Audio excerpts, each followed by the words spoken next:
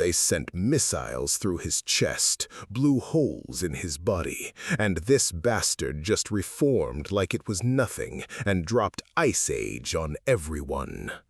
He dog-walked Endeavor's hellfire, froze All for One's old ass, and still made time for a nap. Izuku Midoriya has the coldest body and the biggest balls in the game. The man is a walking natural disaster with a sleeping mask. Welcome, legends, to Chronos Recom.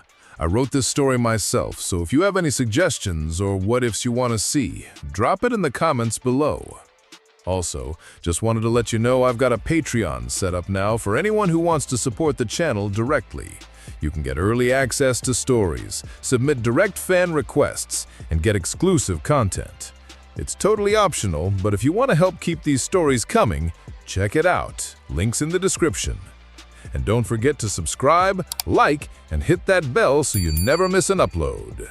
Let's dive into this story. The ocean was flat and gray for miles, and on its surface, a bicycle moved. The tires left a trail of white behind them. Seawater crystallizing into solid ice, the instant rubber kissed the surface, spreading outward in a path just wide enough for two wheels and the shadow of a very tall teenager hunched over the handlebars. He pedaled at the pace of someone running an errand they had already forgotten the purpose of. Hands loose on the grips, shoulders rounded forward. A sleeping mask pushed up on his forehead, holding back dark green hair that moved in the ocean wind like it had given up trying to stay neat years ago. Izuku Midoriya was 6 feet 4 inches tall at 17 years old, lean in the way a blade is lean, and built with the kind of long-limbed frame that made doorways feel smaller when he passed through them. His expression, on the rare occasions anyone got a clear look at it, carried the permanent exhaustion of someone who would prefer to be unconscious for most of their waking life. Behind him, the ice trail stretched back toward the mainland, a white road across blue-gray water that would melt in about 40 minutes. Ahead of him, the Midoriya Corporation's offshore extraction platform Horm 7 rose out of the sea like an industrial cathedral. Cranes jutted from its skeleton. Pipelines connected its modular sections in thick arteries of steel. Running lights blinked red and white against the overcast sky, and on every platform, men with guns moved behind reinforced positions. The distress call had gone out 6 hours ago. 43 armed operatives had seized the rig. Their quirks ranged from explosive to kinetic to thermal. They had mounted anti-hero artillery on the upper platforms, weapons designed to punch through hero-grade armor at 800 meters. They had demanded 200 billion yen from the Midoriya Corporation, a public apology broadcast on national television, and safe passage to a country with lenient extradition laws. The Midoriya Corporation's response had been to send one asset. A lookout on the northeast platform spotted the bicycle first. He adjusted his scope. He squinted. He lowered the scope, wiped the lens, and looked again. "Sir," he said into his comm unit, "there's a kid on a bike." "Repeat that." "On the water. There is a teenager on a bicycle on the water, riding toward us." The operations leader came to the rail. He looked through binoculars. He saw the ice trail. He saw the slouched figure. He did the math. Hero agencies had been scrambling for hours, and this is what arrives: a teenager on a bicycle, looking half asleep, pedaling across frozen ocean at the speed of a man heading to a convenience store. "Open fire," the operations leader said. "Everything we have." The rig woke up. Missiles launched from 3 platforms simultaneously, heat-seeking warheads that cut white arcs through the gray sky. Machine gun fire erupted from the reinforced positions in overlapping fields. A man with an explosive quirk aimed both palms forward and sent pressurized detonations screaming across the water's surface. The combined firepower was enough to level a city block. It converged on the bicycle from every angle. The first missile hit Izuku in the left shoulder.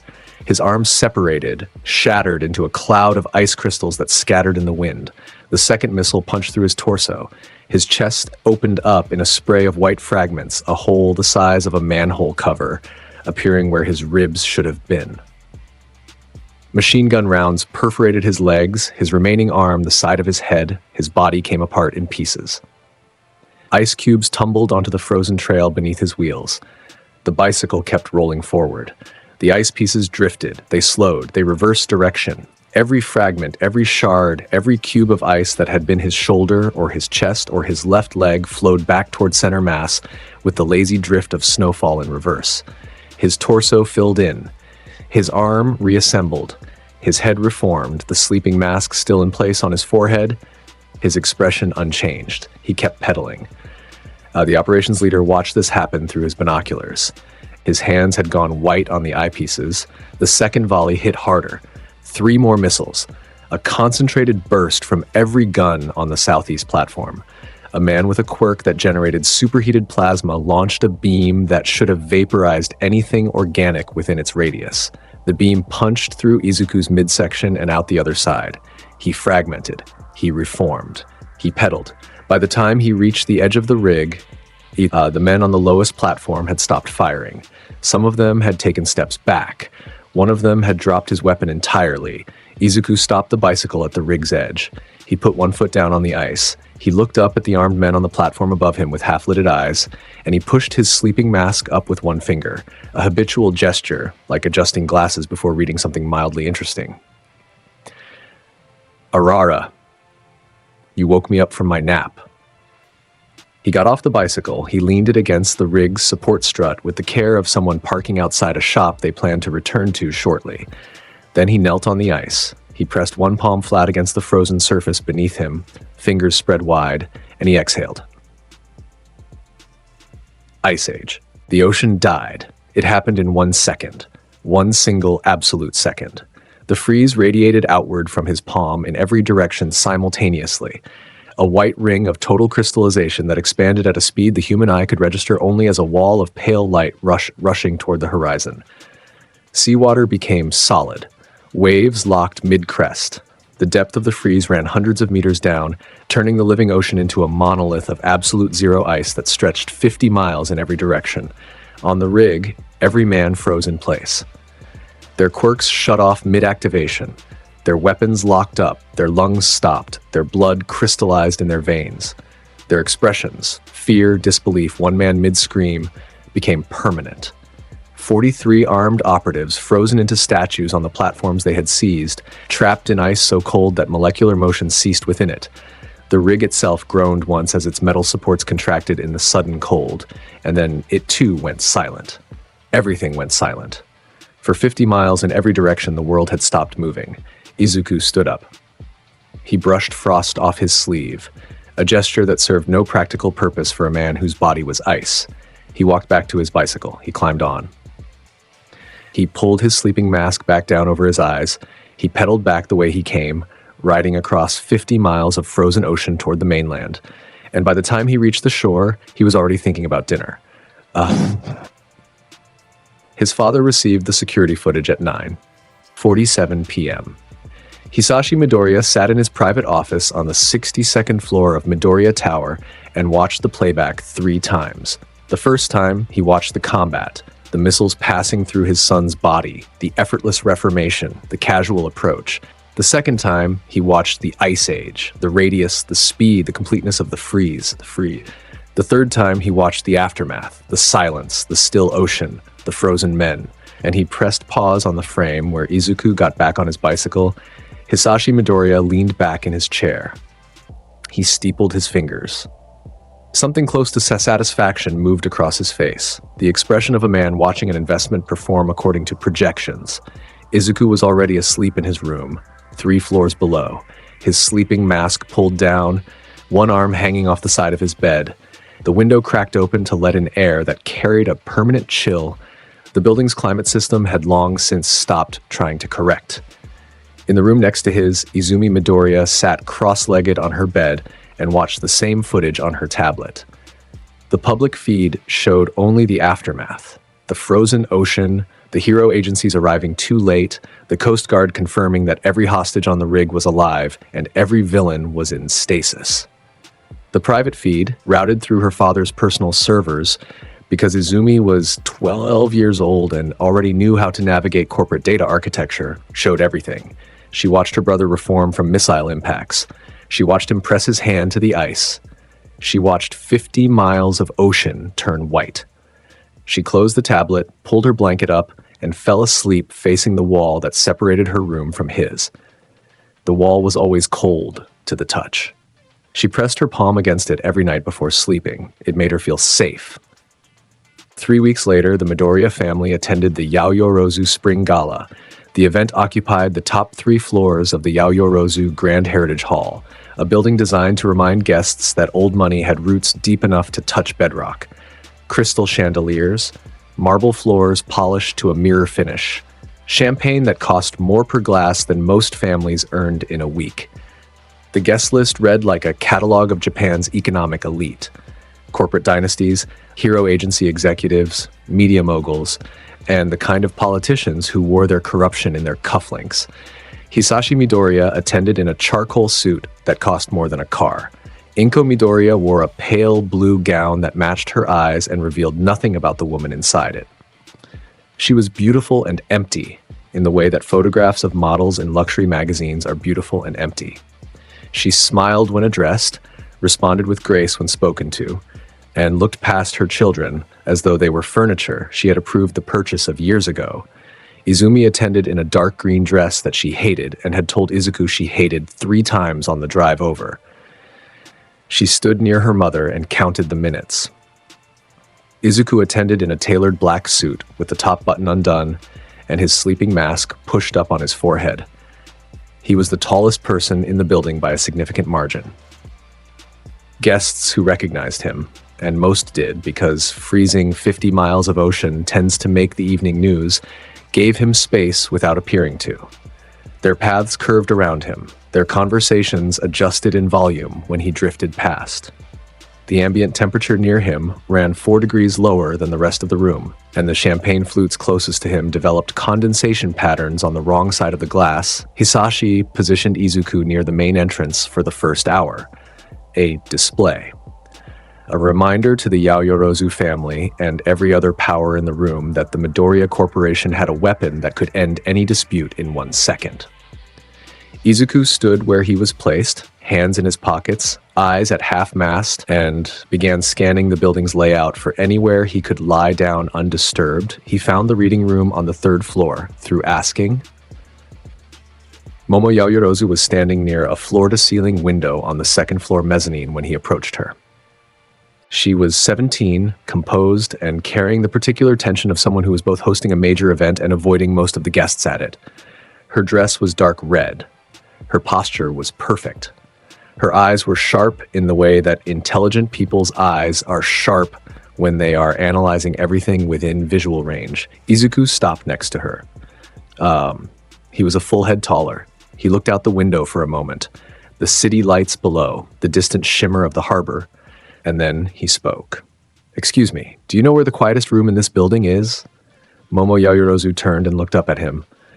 She had been briefed. Her family's intelligence division had compiled a file on Izuku Midoriya that ran 47 pages. Corporate air, ice-type quirk of unprecedented scale, the oil rig incident, the ocean freeze, the sleeping mask, the bicycle. She had expected posturing. She had expected veiled economic threats dressed in formal language. She had expected the kind of interaction that passed between corporate heirs at these events. Polite on the surface, knife-sharp underneath. She had expected a lot of things. She had absolutely, in zero capacity, expected him to ask her where to take a nap. "The reading room on the 3rd floor," she said, after a pause long enough to confirm that he was serious. "The soundproofing is excellent." "Thank you." He nodded once, slow and sincere, and started walking toward the stairs. Momo watched him go. She watched the way the air around him carried a faint mist, the way his long stride covered ground without urgency, the way other guests parted for him without consciously choosing to.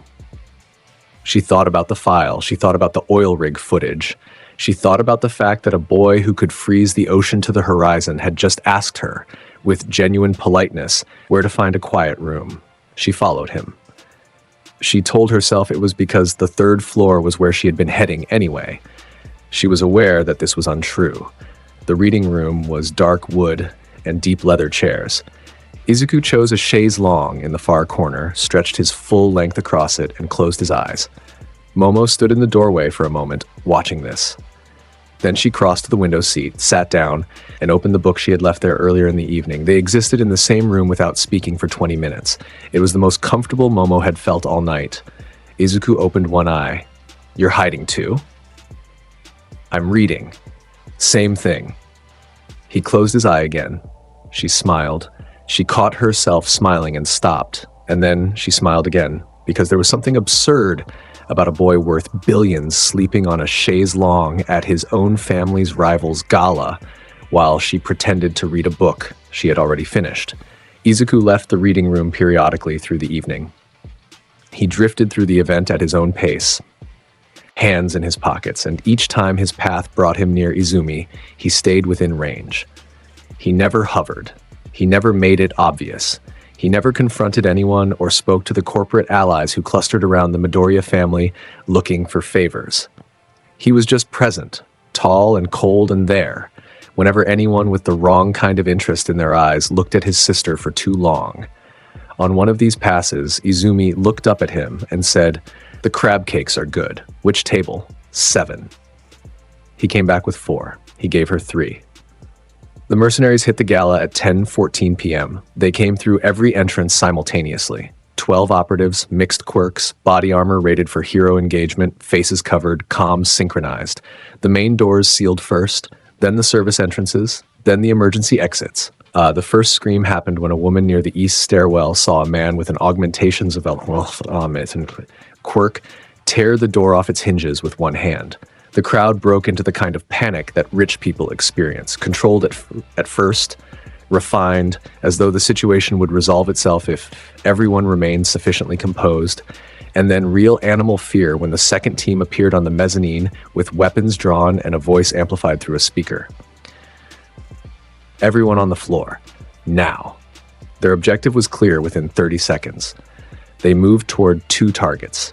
Momo Yaoyorozu, heir to the hosting family, surrounded by 3 operatives who cut her off from the crowd and cornered her against the bar. Izumi Midoriya, 12 years old, pulled away from her mother's side by a man with a speed quirk who grabbed her arm and yanked. The temperature in the room dropped 8 degrees in 1 second. Izuku was across the hall. He had been near table 7. He looked up. His eyes opened fully for the first time that evening. The half-lidded drowsiness gone, replaced by something flat and freezing that made the man nearest to him take a full step back without understanding why. He walked toward the center of the room. He did not run. He did not shout. He walked with his hands in his pockets, and the air grew colder with every step, had frost spreading beneath his shoes across the marble floor like a living thing. The operative with the fire quirk saw him coming. The man was a professional. Ex-military, hired for exactly this kind of job, confident in his power.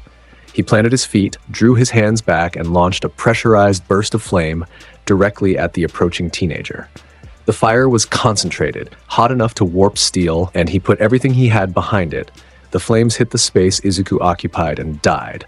They guttered out against the cold radiating from his body, a passive aura of absolute zero temperature that snuffed fire the way deep water snuffs a match. The operative watched his best attack disappear into white mist 4 feet from its target. Izuku kept walking. He had not raised his hands. He had not changed his expression. He reached into the air beside him with his right hand, and something formed in his grip. Ice crystallizing out of the moisture in the atmosphere, shaping itself into a blade thin as paper and perfectly balanced. An ice saber. He held it loosely, the way someone holds a pen they've been writing with for hours. His observation haki read the room in a single pulse.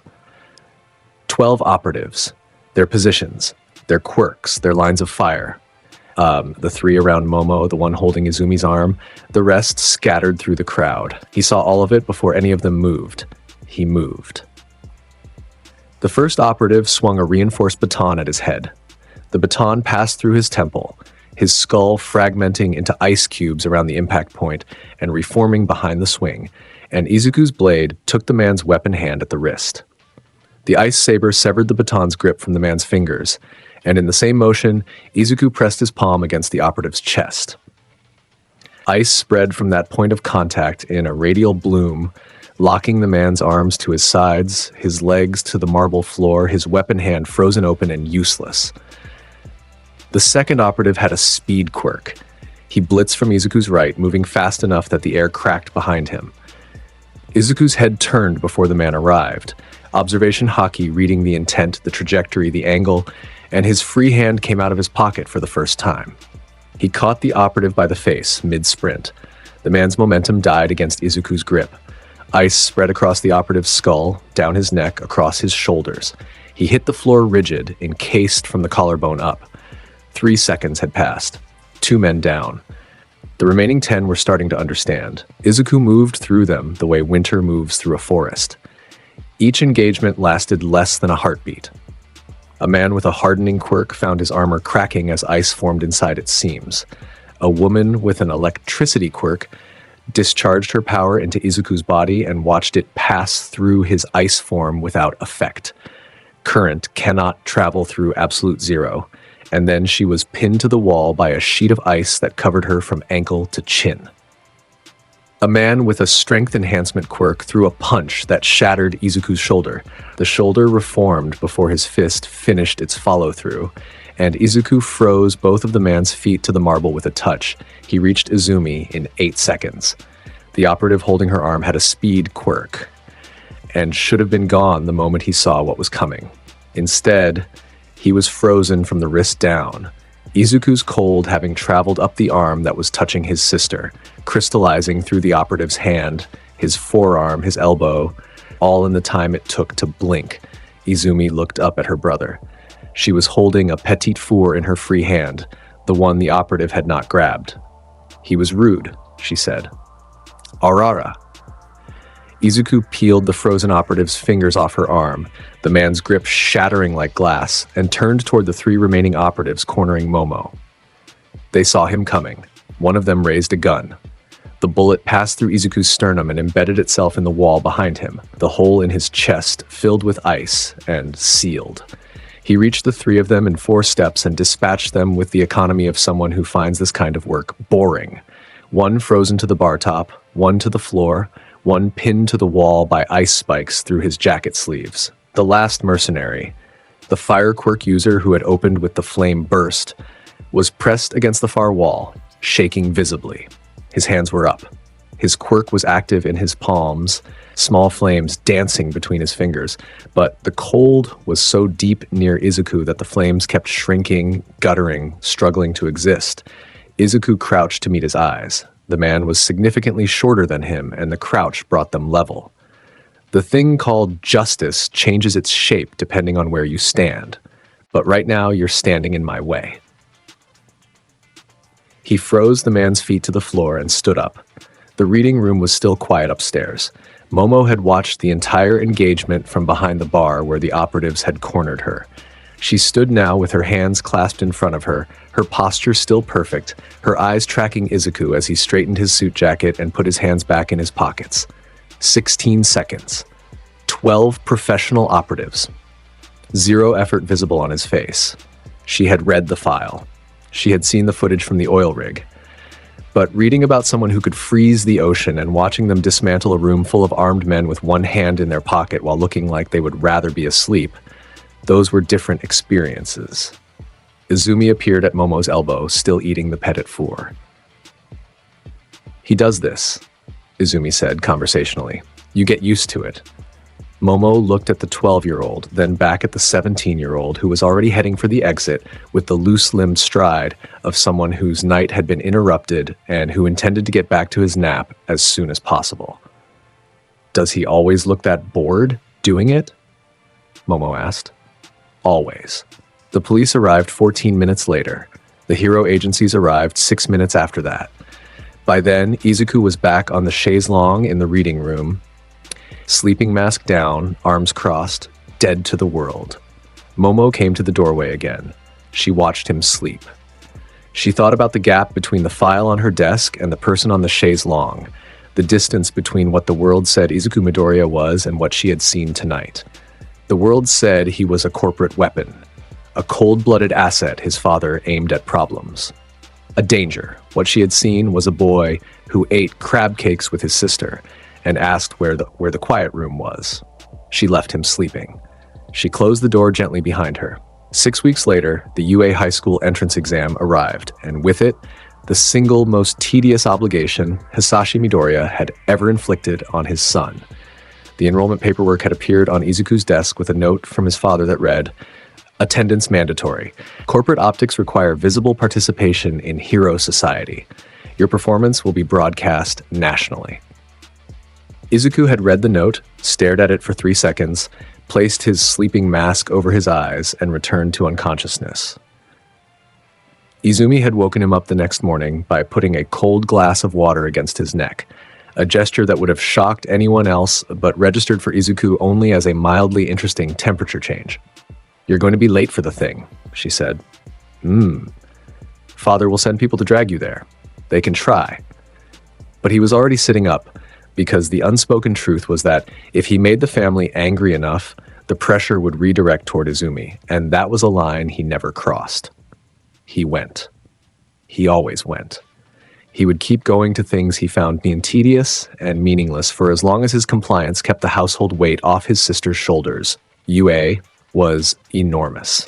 The campus sprawled across landscaped hills with buildings that looked they had been designed by an architect who had never been told no by a budget committee. Izuku arrived with his sleeping mask on his forehead, hands deep in his pockets, and a posture that suggested his spine was made of something significantly less rigid than bone. He was the tallest person in the entrance hall by several inches. Other applicants, teenagers who had trained for years, who had dreamed of this moment, who were vibrating with nervous energy and determination, looked at him as he passed. Some recognized his face from the news. Some recognized the cold that moved with him, the way their breath became visible near his proximity. Some just saw a very tall, very disinterested person moving through the crowd like a stone in a stream, and they parted. Ochako Uraraka nearly walked into him. She was looking at her feet, working through pre-exam anxiety, mumbling something under her breath about point values and time limits, and she walked directly into the cold zone surrounding him. The sudden temperature drop made her gasp. She looked up, and up, and up. "Sorry," she said. I was looking at the ground. Are you an applicant too? You're really tall. Is it cold in here? It feels cold near you." Izuku looked down at her. She was a full foot shorter than him. Her cheeks were flushed from the sudden cold, and her eyes were wide with the particular energy of someone who talks faster when nervous. "Good luck on the exam," he said, and he walked past. Uraraka watched him go. She shivered once. The practical exam placed applicants in a city-scale arena, blocks of buildings, open streets, alleys, plazas, and filled it with robotic targets worth varying point values. The timer started. The gates opened. 300 applicants surged forward in a wave of quirks, adrenaline, and years of preparation. Izuku walked. He moved through the arena at the same pace he moved through everything. Unhurried, hands in pockets, eyes scanning the environment with the low-intensity focus of someone who could see everything within range through eyes. Observation hockey, and felt no urgency about any of it. When a one-point robot scurried across his path, he touched it with one finger. The internal mechanisms froze solid. It stopped mid-stride, locked in place by absolute cold that turned its circuits to brittle waste. When a three-pointer emerged from an alley and charged him, he sidestepped its lunge without removing his hands from his pockets, his body swaying out of the robot's path with the kind of fluidity that observation hockey provided, reading the machine's attack trajectory before it committed. As it passed him, he breathed on it. The exhaled air froze against the robot's joints and froze them solid. It collapsed in a heap of immobile limbs, still powered on but unable to move. Other applicants saw him and gave him space. The temperature in his radius was lower than the surrounding arena by a margin that made people uncomfortable. Their instincts were correct.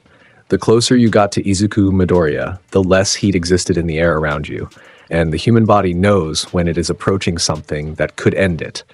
He accumulated points without effort and without interest. 1-pointers fell with a touch. 2-pointers fell with a glance and a breath of frozen air. 3-pointers required him to extend a hand, and even that seemed like more engagement than he wanted to provide. Then the ground shook. The 0-pointer activated.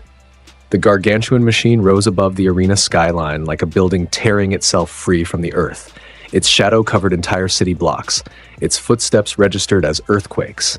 Applicants scattered, running, screaming, carrying injured peers, abandoning point targets in the face of something too enormous to fight.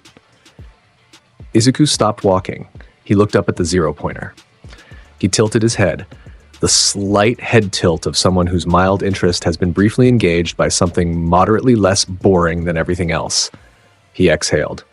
His breath bloomed visible in the air, a long, slow exhalation that left frost hanging in the space before his face. He raised one arm. Ice block, pheasant beak. Ice erupted from his extended arm. It formed with the speed of thought, crystallizing out of the air and the moisture within it, building on itself in layers, taking shape. The shape it took was a bird, a pheasant of absolute ice, wings spread wide enough to blot out the sky overhead, beak pointed forward like a lance aimed at the center of the zero-pointer's chest. The wingspan alone was broader than the city block beneath it. The temperature around Izuku dropped so fast that applicants 50 meters away fell to their knees from the cold. The ice pheasant launched. It hit the zero-pointer at center mass with the force of something geological. The sound alone shattered windows across 4 blocks. Ice invaded every joint, every piston, every mechanism inside the machine. The internal temperature of the zero-pointer dropped to absolute zero in under a second. The machine locked up mid-stride. Its forward momentum died. Its hydraulics froze. Its power systems crystallized. Then it shattered.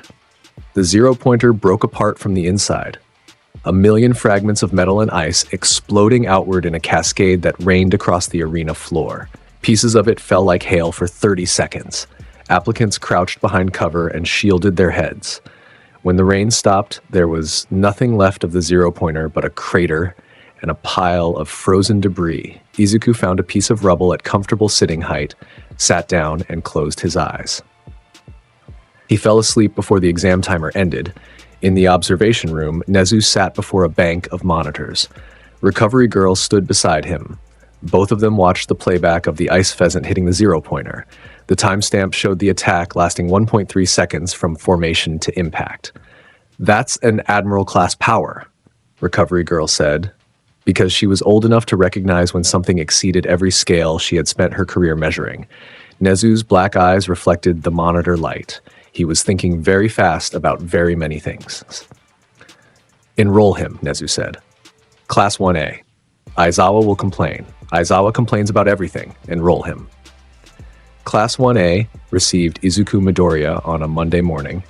The classroom was already populated when he arrived. 20 seats, 19 of them filled with students who had fought through the entrance exam or been admitted through recommendation. They were the best of their generation. They carried themselves with the confidence of teenagers who had been told repeatedly that they belonged here. When Izuku walked through the door, the room temperature dropped 3 degrees. He was taller than the door frame by a margin that required him to duck. His sleeping mask was on his forehead. His uniform was correct but worn loose, the top button undone, the tie absent, the jacket hanging open. He moved to the seat in the back corner, the one nearest the window, and folded his long frame into it with the slow articulation of someone putting a folding chair away in reverse. Conversations around the room had stopped. 20 teenagers were looking at him. Some of them recognized his face. Some of them recognized the cold. Katsuki Bakugo, 3 rows forward and across the aisle, had turned in his seat and was staring with an expression that mixed hostility with the kind of competitive fire that burns hotter when faced with something it recognizes as beyond its current reach. Shoto Todoroki, seated near the front, glanced back once. His heterochromatic eyes lingered on Izuku for a moment longer than they lingered on anything else in the room. Then he turned forward again. His left hand, the fireside, was clenched in his lap. Momo Yaoyorozu, seated in the second row, did not turn around. She smiled once, small and private, directed at the notebook open on her desk. She knew he was there. She had known he would be. She wondered if he had already found the room too loud and was scouting escape routes. Aizawa entered 30 seconds later. He assessed the class from the doorway in one sweep, and his eyes stopped on Izuku for a moment that was fractionally longer than the others. He had seen the entrance exam footage. He had argued against enrollment.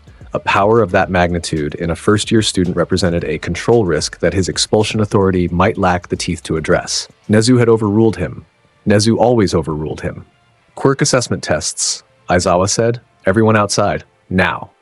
The tests were designed to measure individual quirk application across multiple physical metrics. Distance, speed, strength, precision, endurance. 20 students performed in sequence, and the results created a ranking that Aizawa used to evaluate potential. When Izuku's turn came for the ball throw, he held the softball in his long fingers and looked at it with the expression of someone who has been asked to do something they find extremely meaningless. He wound up a lazy, arcing throw with almost zero technique, and as the ball left his hand, ice formed around it in a shell that multiplied its mass and density. The ice-coated sphere left his grip at a velocity that cracked the air. Trailing a line of frost across the sky, Aizawa's device beeped. He looked at the readout. He looked at it for a long time. Infinity, he said. The ball left measurable range. The class was silent. Izuku put his hands back in his pockets and walked toward the shade of the nearest building, where he sat down against the wall and closed his eyes. Bakugo was vibrating. His palms crackled with the small, constant detonations that accompanied his fury. He stared at the back of Izuku's head, at the sleeping mask, the loose posture, the absolute indifference, and his jaw worked silently. This was the first time in Katsuki Bakugo's life that he had encountered someone whose power so completely dwarfed his own that his competitive drive had nowhere to attach. He hated it. He hated it with a purity that would fuel everything he did for the rest of the year. Todoroki watched from across the field. He had seen the ice. He knew what his own ice could do. His right side produced enough frost to cover a building. This boy had frozen an ocean. The scale was incomprehensible. And there was something else. Something in the shape of Izuku's face, in the cold that moved with him, that reminded Shoto of home. Of his mother. Of the Todoroki bloodline and its history of ice-related quirks. He filed it away. He would ask later. The first weeks at UA established a pattern. Izuku attended classes. He slept through lectures that bored him, which was most of them, and answered questions with a precision that proved he was absorbing information even while unconscious. He performed at the top of every physical assessment without visible effort. He spoke to classmates who addressed him first, but initiated conversations with almost no one. The exceptions were notable. He spoke to Momo about books. She had seen him reading during a break period, a dense historical text about pre-quirk military strategy, and had asked about it. Their conversations were short, unhurried, and warmer than anything else Izuku participated in during school hours. He spoke to Izumi on the phone every evening, a brief call that always ended with him confirming what she had eaten for dinner and whether anyone had bothered her. And he spoke to Shoto Todoroki once, during the second week on the rooftop during lunch. Shoto had come up to eat alone. Izuku was already there, lying on the concrete with his sleeping mask on, his long body stretched out in the autumn sun. Shoto sat against the railing and ate in silence. After 10 minutes, Izuku said, without moving his sleeping mask, "Todoroki Rei." Shoto stopped chewing. "My mother's maiden name was close to that line," Izuku continued. "Distant, but connected." Shoto set his lunch down. "What does that mean?" "It means we're family, more or less. Distant enough to mean nothing legally. Close enough to mean something genetically." Izuku lifted one corner of his sleeping mask and looked at Shoto with one green eye. "Your left side works. Your old man's obsession made something that works. But that cold you carry on the right, that belongs to people like us." Shoto said nothing for a long time. When he spoke, his voice was careful. "You're saying the ice is the inheritance." "I'm saying the ice is the inheritance." Izuku dropped his mask back down. "Do with that what you want." Shoto sat with those words for the rest of the lunch period. He sat with them for the rest of the week. He was still sitting with them when the USJ incident arrived. The unforeseen simulation joint was designed to prepare Hero students for disaster response. It contained multiple environment zones: flood, fire, landslide, collapse, arranged around a central plaza.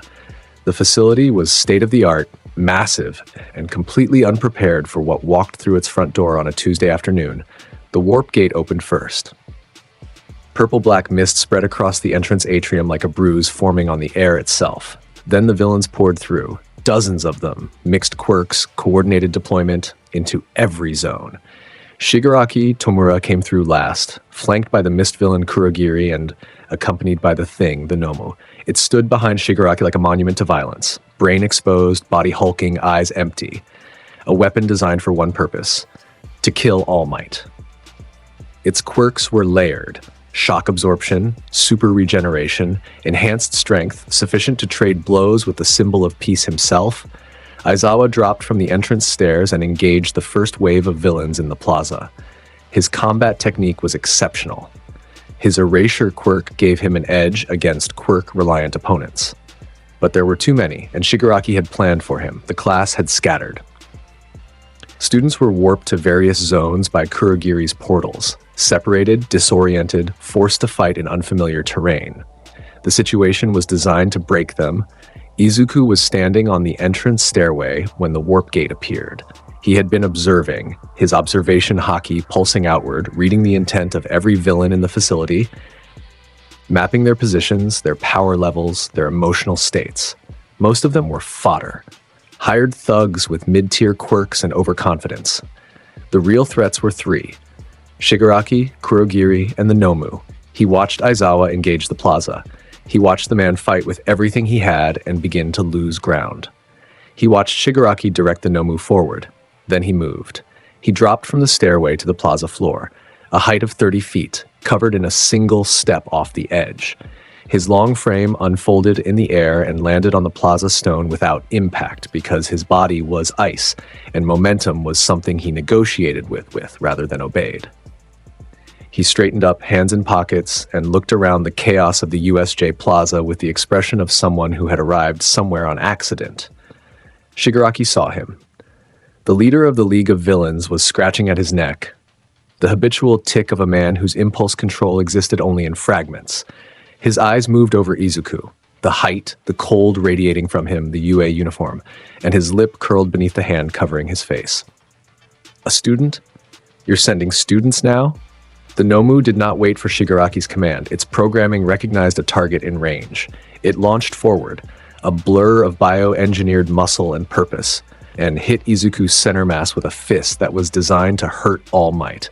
Izuku's upper body exploded. From the sternum up, his torso, his neck, his head, everything above his ribs shattered into a cloud of ice fragments that scattered across the plaza. The force of the Nomu's punch continued through the space where his chest had been and hit nothing. Shigaraki blinked. Then the fragments reversed. They floated back. They clicked together with the soft sound of ice cubes dropping into a glass, one by one, then all at once. Izuku's torso reformed. His neck, his head. He rolled his neck once, producing a sound like cracking ice, and looked at the Nomu. Arara, shock absorption? That's cute. The Nomu struck again, both fists this time, a combination that would have pulped concrete. Both punches passed through Izuku's body. His left side fragmented. His right side fragmented. He reformed between the impacts, filling in the damage faster than the Nomu could create it. The creature had no intelligence behind its attacks. It was a program, running the function had been built for. Hit until the target stops moving. It could not process a target that could never stop moving because it was never truly solid. Izuku stepped forward, into the Nomu's next swing, through it. His body opened around the fist and reformed on the other side of the arm, and then he was inside the Nomu's guard, close enough to wrap his arms around its massive torso. He embraced it, both arms around the Nomu's body, hands clasping behind its spine. A hug. The most dangerous hug in the history of combat. Ice time. He dropped the temperature at every point of contact, through the skin, through the tissue beneath, through the organs beneath that, through the regeneration system that kept this thing alive. He drove absolute zero inward, a cold so complete that the molecular bonds within the Nomu's cells stopped vibrating. The regeneration quirk froze first, then the muscles, then the blood, then the brain. The Nomu convulsed once in his arms, a full-body spasm as its systems shut down in sequence. Then it went rigid, stiff, frozen through from the outermost layer of skin to the deepest structure of its biology. Izuku released it. He stepped back. He looked at the frozen weapon, the thing that was supposed to kill All Might, standing immobile in the center of the plaza, encased in frost that ran through every inch of its body. He extended one finger. He flicked it in the chest. The Nomu shattered. It broke apart the way frozen things break when the cold is absolute, clean fracture lines racing through every surface simultaneously. The anti-All Might weapon came apart in a cascade of icy fragments, bloody crystals, and shards of bioengineered tissue that rained across the plaza stone and dissolved into the frost spreading from Izuku's feet. The plaza went silent. Aizawa, pinned beneath two villains he had been fighting, stared through the gap between their bodies. The students who had made it back to the plaza entrance. Asuihak, Mineta, others looked down from the stairway with eyes that had forgotten how to blink. Shigaraki Tomura stood 10 feet from the pile of frozen remains that had been his trump card, his hands shaking at his sides, his breathing audible and ragged. "That was supposed to kill All Might," Shigaraki whispered. Izuku looked at him, half-lidded eyes, hands back in his pockets, frost on every surface within 20 feet of his body. Arara. Shigaraki ran. His nerve broke, complete and instant, the way glass breaks under a frequency it cannot tolerate. He grabbed Kurogiri's collar and screamed for a portal. The warp gate opened behind him, and he fell through it backward, and the last thing he saw before the darkness took him was Izuku Midoriya standing in the center of the plaza, surrounded by the frozen remains of his ultimate weapon, looking like a man who had just swatted a mosquito and found it barely worth the effort. The portal closed. The remaining villains, the ones who had been scattered through the facility's zones, began surrendering. Some of them ran. Some of them dropped their weapons. One of them was crying. Izuku looked around the plaza. He looked at Aizawa, injured and exhausted on the ground. He looked at the students on the stairway. He looked at the destruction across the facility. He walked back to the stairway, climbed it, and sat down on the top step. He pulled his sleeping mask down over his eyes. All Might arrived 12 minutes later, in his muscle form ready for war. He found the USJ already secured. He found the Nomu in pieces. He found Class 1A shaken but alive. He found Izuku Midoriya asleep on the top step of the entrance stairway, with frost coating the concrete around him. "Young Midoriya," All Might said, standing over him. Izuku lifted one corner of his sleeping mask. "You're late." All Might looked at the frozen plaza. He looked at the remains of the Nomu. He looked at the teenager in front of him, who had just accomplished what he had been designed to prevent for the first time in his career as the symbol of peace. Toshinori Yagi looked at a student and saw something that exceeded his frame of reference. The UA Sports Festival arrived 3 weeks after the USJ incident, and the entire country watched. Hero agencies sent scouts. Media networks ran pre-event coverage. Talk shows discussed the students of Class 1A, the class that had survived a villain attack, the class that contained the boy who had destroyed the Nomu on national security footage that had been leaked 48 hours after the incident. Every analyst, every pundit, every hero commentator wanted to know, what was Izuku Midoriya going to do when the cameras were on him? The answer was, as little as possible. The obstacle race came first. Izuku froze the ground beneath his feet into a frictionless surface and slid the entire course without running, hands in pockets, posture unchanged, gliding across ice at a speed that matched the fastest competitors without any visible effort. He finished first by 11 seconds. He looked annoyed about it because finishing first meant people would look at him. The cavalry battle came next. Teams of students competed to steal point-bearing headbands. Izuku's headband, worth the highest point total as the first-place finisher, made him the primary target. 14 teams converged on him simultaneously. He stood alone. He wore his headband. He did not form a team. When the first team reached him, he exhaled. The ground beneath them froze. Their feet locked to the earth. They stopped. The next team arrived. Same result. He never moved his hands. He never moved from his starting position. For 15 minutes, students charged at him from every direction, and for 15 minutes, they froze in place as soon as they entered his radius. He won with his original headband still on his forehead and 14 teams frozen to the arena floor around him. The tournament bracket followed. Single elimination. 1-on-1. The crowd was electric. The cameras were pointed at him.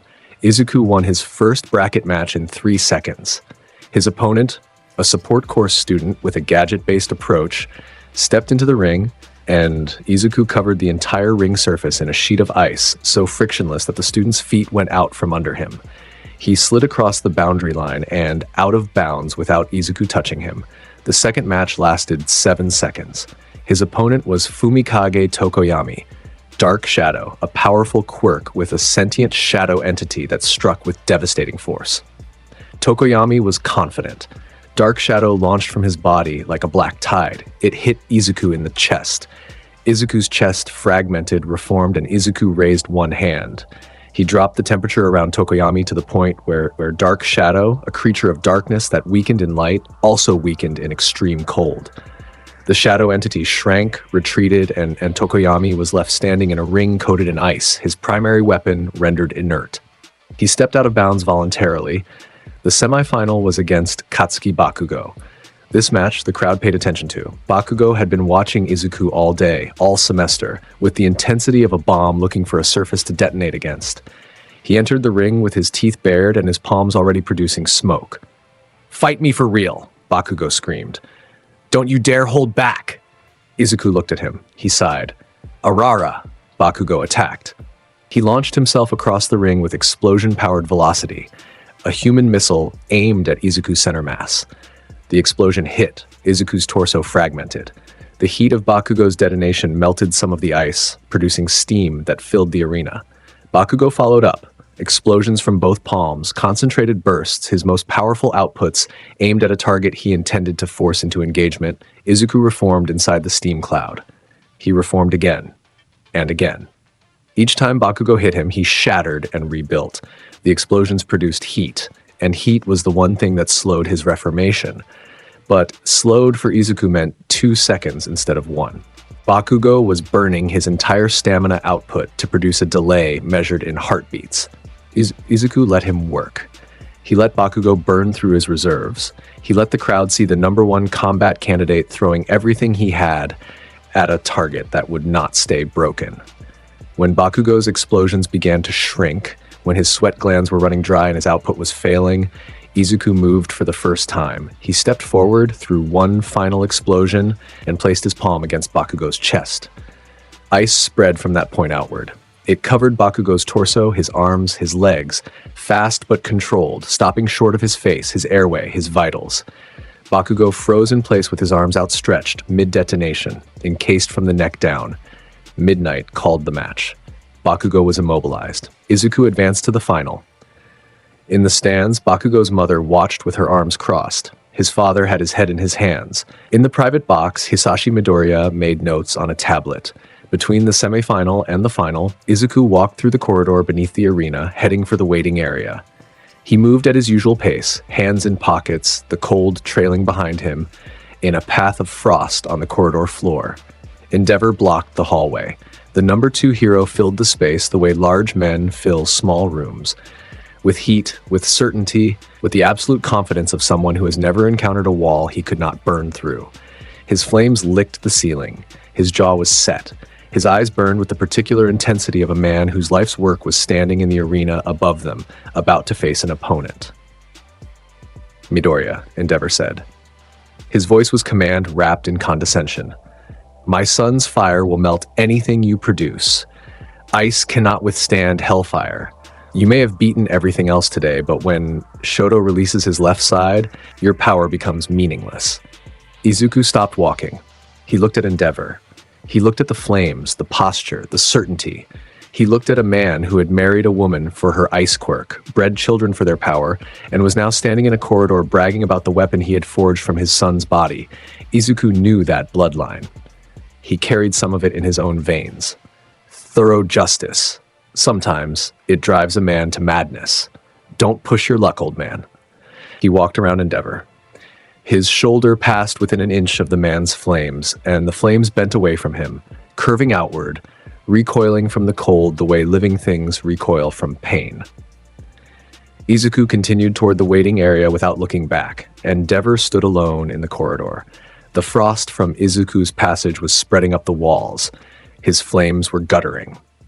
He had never, in 20 years of being the second most powerful hero in Japan, had someone walk past him as though he were furniture. His hands were shaking. He could not decide if it was rage or something else. The final match. Izuku Midoriya versus Shoto Todoroki. The arena was packed, every seat filled, every camera running, every analyst in the country talking over each other on split-screen broadcasts. Shoto entered the ring from the east entrance. He had made a decision. The left side, his father's fire, was active. Flames danced along his left arm, his shoulder, the left side of his face. He was using everything. The full combination that Endeavor had spent his entire career engineering. He had made this decision himself. The conversation on the rooftop about inheritance, about ice, about what belonged to them rather than what belonged to their fathers, had landed somewhere deep, and Shoto had been turning it over since. If the ice was his inheritance, then the fire was his father's imposition. He would use both, but he would use them on his own terms. He would face Izuku with everything because anything less was an insult to what he had seen. Izuku entered from the west, hands in pockets, sleeping mask on his forehead. He looked across the arena at Shoto and something passed through his eyes. Recognition. Understanding. The shared weight of growing up in a house where warmth was a commodity rationed by people who saw children as instruments. Begin. Midnight's whip cracked. Shoto attacked first. Fire erupted from his left side in a wave, wide, intense, aimed at covering the entire ring floor. The heat was enormous. The air above the arena shimmered. The fire was genuine, real, and burning at temperatures that would melt standard ice before it finished forming. Izuku's ice, where it met the fire, melted. The steam that rose was enormous, a white cloud that filled the arena and blocked visibility for everyone in the stands. Shoto kept pushing, more fire, waves of it. He drove the heat forward across the ring, aiming to overwhelm through volume and temperature. He had studied the entrance exam footage. He knew Izuku's ice was vulnerable to extreme heat. He was applying the only counter that existed. Through the steam, Izuku sighed. Audible even over the roar of fire. A long, slow exhale, he raised his right hand. And the audience saw something new. Black spread across his knuckles. It crept up his fingers, over his palm, along his wrist, up his forearm. A dark coating that was neither ice nor shadow, that absorbed light and radiated a pressure that the people in the first 10 rows of seats could feel against their chests. Armament hockey. Advanced armament hockey coating his hand and arm in something harder than any physical substance the arena had ever contained. Izuku reached into the fire with his bare hand. The hockey nullified it. The flames touched his coated arm and died. The heat registered as nothing. The fire, which could melt his ice, could accomplish zero against his hockey-reinforced body.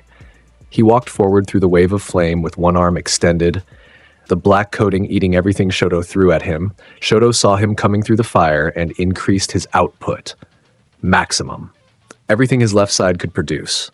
The arena floor beneath the flames was melting, concrete turning to slag, the ring boundaries warping. The heat was enough to make the audience in the lower stands lean back. Izuku kept walking. His hockey arm cut a path through the inferno. He reached Shoto in 6 steps. His hand closed around Shoto's left wrist, the fire side, the side Endeavor built. Izuku's grip was coated in black hockey and backed by the strength of someone whose physical baseline exceeded what most pro heroes could achieve on their best day. The fire on Shoto's arm went out, killed by the proximity of Izuku's cold, reinforced by hockey that made the ice unmeltable. Frost spread from Izuku's palm, traveling across Shoto's wrist, up his forearm, over his elbow, along his upper arm, reaching his shoulder. Fast and covering, but shallow, a layer of ice that immobilized without penetrating, Izuku pushed.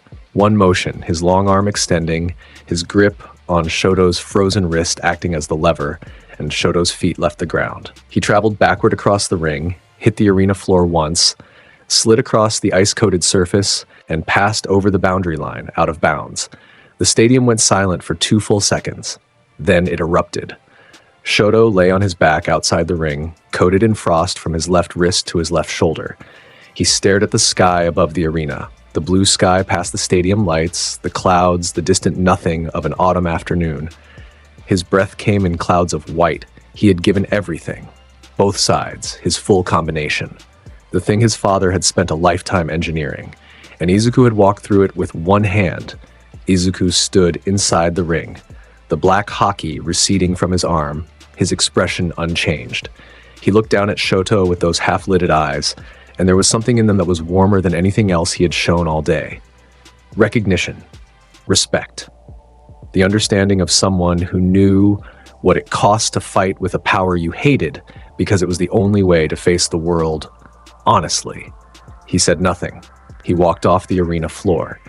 He found a bench behind the contestant area. He closed his eyes. In the stands, Endeavor was gripping the metal railing with both hands. The rail was warping under his fingers. His flames were high, burning bright and hot and furious. But beneath them, his expression was something he would never admit to experiencing. He had told Izuku his son's fire would melt anything, and Izuku had walked through that fire like it was rain. The broadcast cameras caught Endeavor's face. The screenshot would circulate online for months. Two weeks after the sports festival, a Wednesday evening, Izuku was riding his bicycle through the streets of Hosu City. He was on his way to a food stall. A specific food stall, a ramen shop in the Nishi-Hosu district that he had been reading reviews of for 3 days. The reviews mentioned exceptional broth, handmade noodles, and a proprietary chili oil that was allegedly life-changing. Izuku had set his route, gotten on his bicycle, and was pedaling through the evening streets at a pace that suggested all appointments in his life were flexible. Hosu was burning. Nomu had been released into the city. 3 of them, the lesser models, tearing through buildings and engaging pro-heroes across multiple districts. The sky above the eastern quarter glowed orange with fire damage. Sirens wailed in overlapping frequencies. Hero agencies were scrambling. Izuku pedaled past all of it. The Nomu were someone else's responsibility. Pro-heroes were engaging them. The city had emergency protocols. He was going to get ramen. Then his observation hockey pinged. It was a small thing. A spike of killing intent in a side alley 3 blocks east. Sharp, focused, aimed at someone who was already on the ground. Izuku's hockey read it passively, the way ears hear distant sounds without choosing to listen. Most of the time, he let those signals pass. The city was full of violence tonight. Heroes would handle it. But the secondary signal was different. The person on the ground, the target of the killing intent, carried a resonance that Izuku recognized. UA, a classmate. Tenya Ida. Izuku turned his bicycle. The alley was narrow and dark, lit by the orange glow of the fires consuming the neighboring district. Stain was there. The hero killer, crouched over Ida's paralyzed body with blood on his blade and ideology on his tongue. Ida was face down, immobilized by Stain's quirk, his engine legs frozen and useless. His armor was cut in multiple places. His breathing was shallow. A third figure was present. Shoto Todoroki, who had arrived moments before Izuku, flames active, engaging Stain at range with fire bursts aimed at keeping the hero killer away from Ida's prone form. Stain was fast. He was dodging the fire, using his blades as deflectors, closing distance with the kind of combat experience that came from killing dozens of pro-heroes. Izuku rolled into the alley on his bicycle. The tires made a sound on the concrete, the soft tick-tick of wheel rotation, and Stain's head snapped toward the noise. The hero killer's eyes found Izuku. They narrowed. Stain read him in one glance. The way a predator reads another predator. The tailored uniform beneath the open jacket, the corporate bearing, the cold, the physical, tangible cold that was making frost form on the alley walls as Izuku's bicycle approached. Everything Stain saw confirmed what he already hated. Wealth, power, privilege, enrolled in the hero system for optics rather than purpose, the perfect fake hero. Another one, Stain said, his voice a blade scraped across stone, another costume wearing the word hero like a brand name. Izuku stopped his bicycle. He leaned it against the alley wall. He put his hands in his pockets and looked at Stain with the minimal interest of someone who has been interrupted on their way to dinner. Todoroki, Izuku said, without looking away from Stain. Take Ida and move back. Shoto, who had seen the USJ footage and the sports festival and knew exactly what Izuku was, did as instructed without argument. He grabbed Ida by the collar and dragged him toward the alley entrance. Stain attacked. The hero killer was fast. Genuinely fast, enhanced by years of training and combat experience against pro-heroes who specialized in close-quarters engagement. His blade work was masterful. His movement was fluid, angled, unpredictable. He closed the distance between himself and Izuku in a heartbeat, sword leading, aimed at the throat in a cut that was designed to decapitate in one stroke. The blade passed through Izuku's neck. His head separated from his body, fragmented into ice crystals, and reformed behind the swing. Stain's blade completed its arc through empty space, and Izuku was whole again, unmoved, hands still in his pockets. Stain adjusted. He was adaptable. A Logia-type body? He had never encountered one before, but he processed the information with the speed of a professional killer. He shifted targets. If the body was untouchable, the blood was the key. His quirk, Blood Curdle, could paralyze anyone whose blood he ingested. He needed to draw blood and taste it. He slashed. A short, precise cut aimed at Izuku's cheek, the only exposed skin visible in the alley's dim light. The blade connected. A thin line of blood appeared on Izuku's cheekbone. Stain withdrew the blade and, on reflex, the reflex of a man who had done this 100 times, he licked the edge. Izuku's blood touched his tongue, and it froze. Stain's eyes went wide. His mouth opened, a sound of shock that became a sound of pain. Ice crystallized from the blood on his tongue outward, spreading across his gums, his palate, the inside of his cheeks. Spikes of ice formed from the points of crystallization, pushing outward through soft tissue. Small, precise, agonizing. Stain dropped. His knees hit the concrete. His hands went to his throat. He gagged, trying to scream, trying to breathe around the ice forming inside his mouth.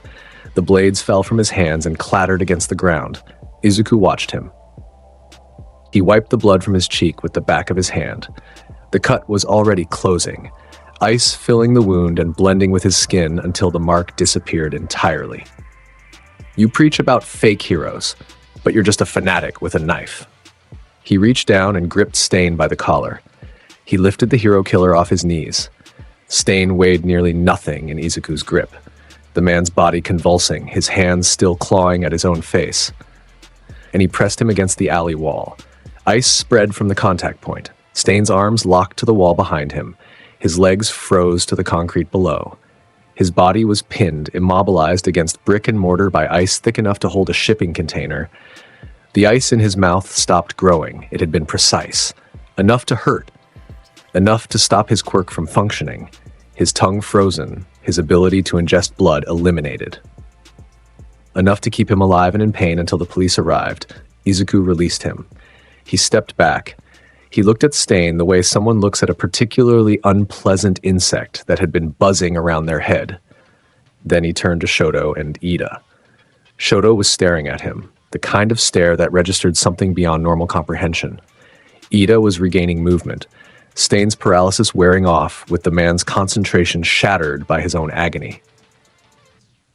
"Call the police," Izuku said to Shoto. "I'm going to be late for dinner."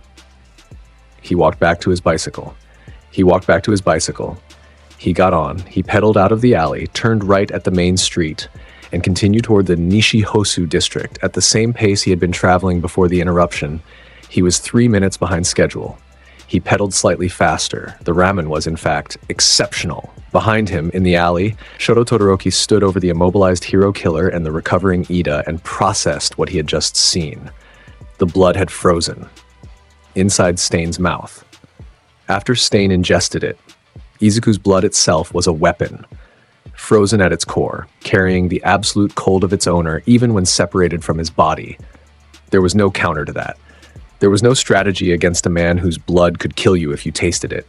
There was nothing in the hero playbook, the villain playbook, or any playbook that accounted for this. The police arrived 8 minutes later and found the hero killer pinned to a wall, alive and suffering, with ice in his mouth and frost spreading across his face in patterns that would take surgeons hours to safely remove. The weeks after Hosu were busy in ways that Izuku did not appreciate. His sports festival victory and the Hosu incident had generated public attention at a volume that his father found extremely useful and that Izuku found extremely annoying. Hero agencies sent recruitment letters. Media outlets requested interviews. Fan forums debated his power level, his fighting style, his motivations, his sleeping mask.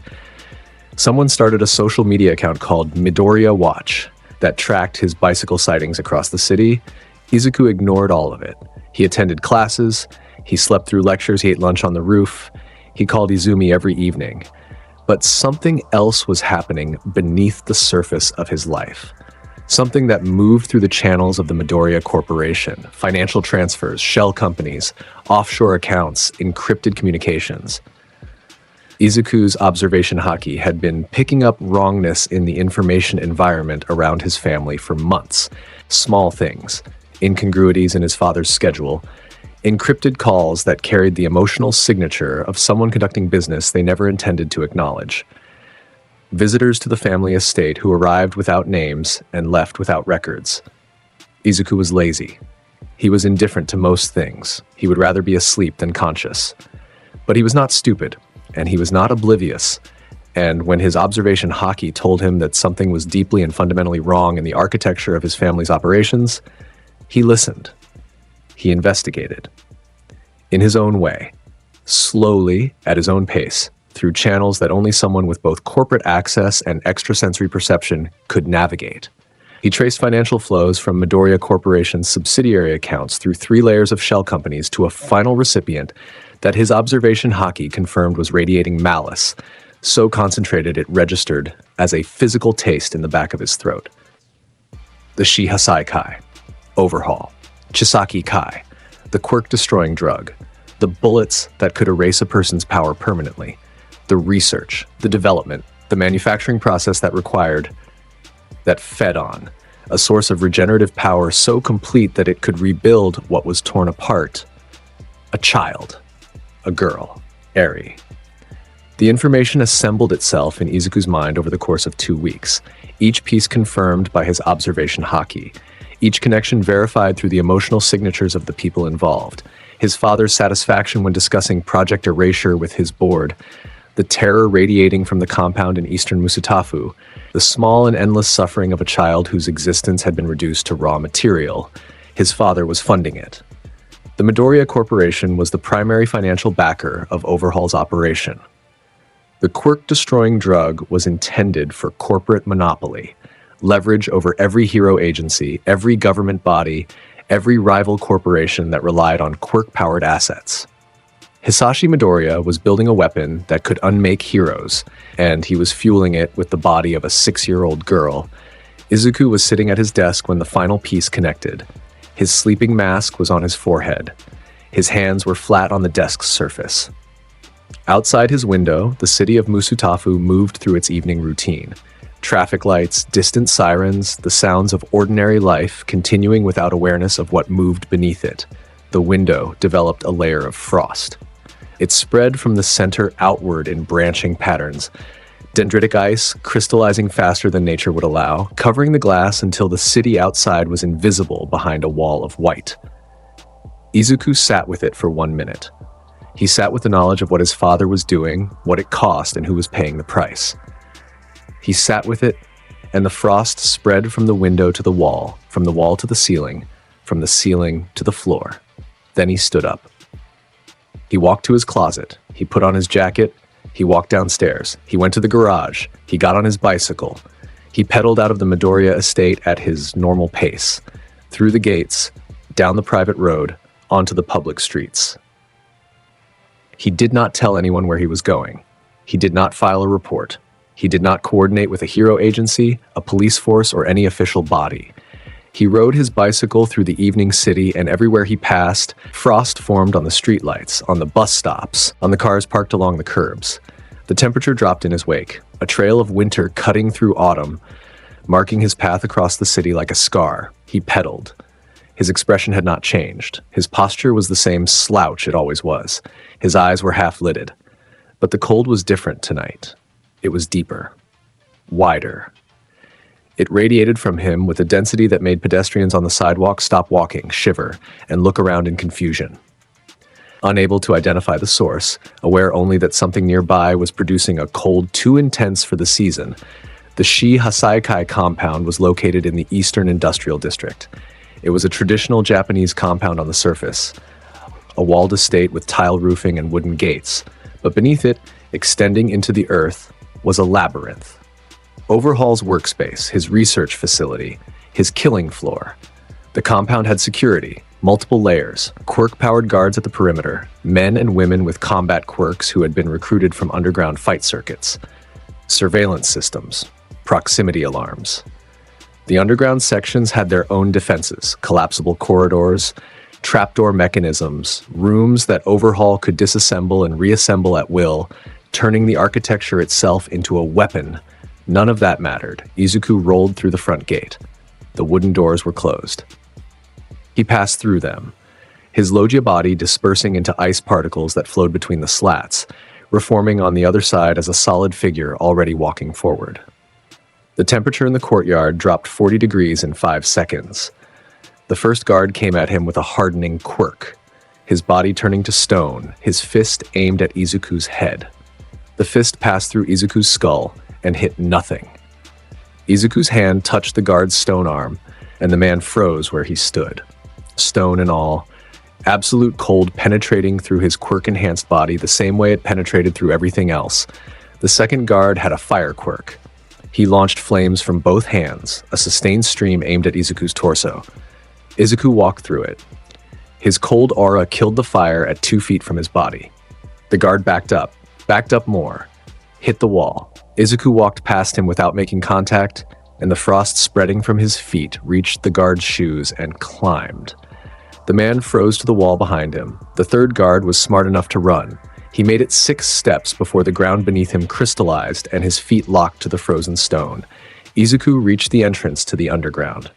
A heavy door, reinforced steel, quirk-hardened, designed to resist hero-level assault. He touched it. Ice spread from his palm into the door's mechanisms. The lock froze. The hinges froze. The structural integrity of the steel, compressed by absolute cold, became brittle as glass. He pushed with one hand. The door shattered inward. He descended. The underground labyrinth was Overhaul's domain. The man could reshape it at will, disassembling walls, reassembling floors, turning corridors into dead ends and dead ends into corridors. It was a living maze designed to trap and kill intruders. Izuku froze it. Every room he entered, the temperature dropped to absolute zero. The walls crystallized. The floors became solid ice. The mechanisms that Overhaul used to reshape the architecture, the contact points, the disassembly-ready seams, all of them froze solid. The labyrinth stopped being alive. It became a glacier. A frozen tomb that could not reshape, could not shift, could not respond to its master's commands, because ice at absolute zero does not move. He descended through 3 levels, each one the same. Freeze the architecture, disable the guards, move forward. The cold preceded him through the tunnels like a tide. Men who were stationed at defensive positions heard it coming before they saw it. The creak of freezing walls, the snap of pipes bursting as their contents crystallized, the spreading silence that meant something terrible was approaching. Some of them fought. Their quirks died in the cold. Some of them ran. The corridors behind them froze faster than their legs could carry them. Some of them surrendered, dropping their weapons, raising their hands, backing against walls that were already developing frost. Izuku walked past all of them, and they froze to whatever surface they were touching. He passed through a corridor and felt it. His observation haki registered a presence, small, faint, radiating pain and fear so constant that it had become background noise in her own body. A child. At the end of this hallway, behind one door, Izuku stopped. He looked at the door. It was reinforced. Medical equipment was visible through the small observation window, restraints, instruments, the tools of Overhaul's research. He touched the door. It froze. He pushed. It broke. Eri was small. That was the first thing. She was so small. Sitting on a medical bed in a room that was too cold already, the kind of cold that came from neglect rather than ice. She was wearing a hospital gown that was too large for her. Bandages covered her arms, her legs, portions of her torso. Her hair was white. Her eyes were red. A small horn protruded from the right side of her forehead. She looked at him when the door broke. She flinched. Her entire body contracted, pulling away from the sound, pulling away from the figure in the doorway, pulling away from the expectation that anyone who came through that door was coming to hurt her. Izuku stood in the doorway for 3 seconds. He looked at her. He looked at the bandages. He looked at the restraints on the bed, currently undone, but their presence told the story of every night she had spent here. He looked at the room, the instruments, the evidence of what had been done and done and done again. The temperature in the room dropped another 10 degrees. Frost crawled up the walls. The medical instruments on the nearby table developed a coating of ice. The lights above flickered as their wiring grew too cold to conduct properly. Then Izuku adjusted himself. He pulled the cold back. He reined it in, a conscious choice to make the space around him warmer, to push the cold outside of this room rather than let it fill it. He walked to the bed. He knelt, his tall frame folding down until he was at her eye level. She was pressing herself against the headboard as far from him as the bed allowed. "Hey," he said. His voice was the same as always, low, unhurried, soft in the way that deep water is soft. "We're leaving." She stared at him. Her eyes were enormous, red and wide and full of the kind of wariness that children develop when every adult in their life has been a source of pain. He held out his hands, palms open, empty. He waited. She did not move for a long time. 10 seconds. 20. The frost on the walls was melting, Izuku pulling the cold further away from her, making the air in the room warmer than it had been since she arrived here. His Logia body adjusted. The point of contact between his hands and the air ran warm. A concentrated effort to make himself safe to touch for a child who had learned that being touched meant being hurt. She reached for him. Small hands, bandaged fingers. She touched his palm, and it was warm. She looked at his face, the sleeping mask on his forehead, the green eyes, the expression that held nothing threatening, nothing demanding, nothing that wanted something from her. He picked her up. She weighed almost nothing.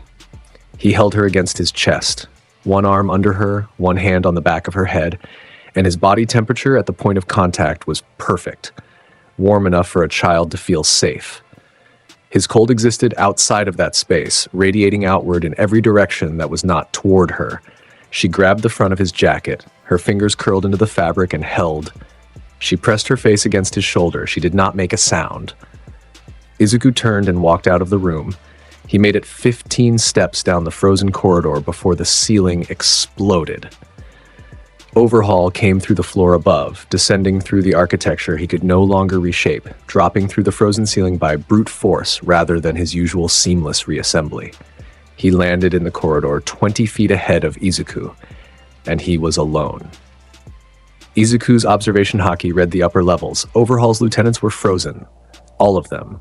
The guards were frozen. The entire compound above was frozen solid. Overhaul had no support, no backup, no army.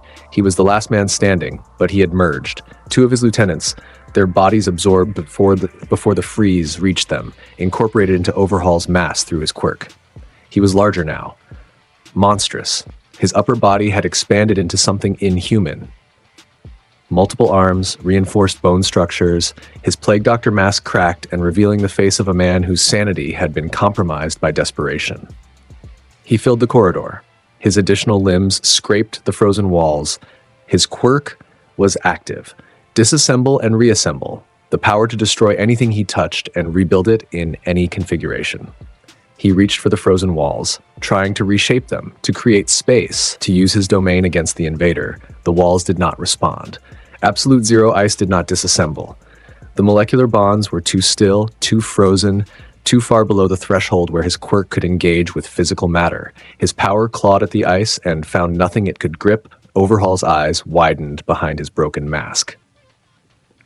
"You," he started. Izuku was already moving. He shifted Eri, transferring her weight to his left arm, tucking her against his side, one hand still on the back of her head to keep her face pressed against his shoulder. His right arm was free. Arara.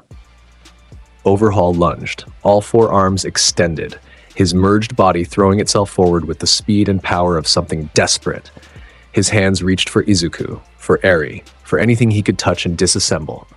His quirk activation hummed in the air like a tuning fork.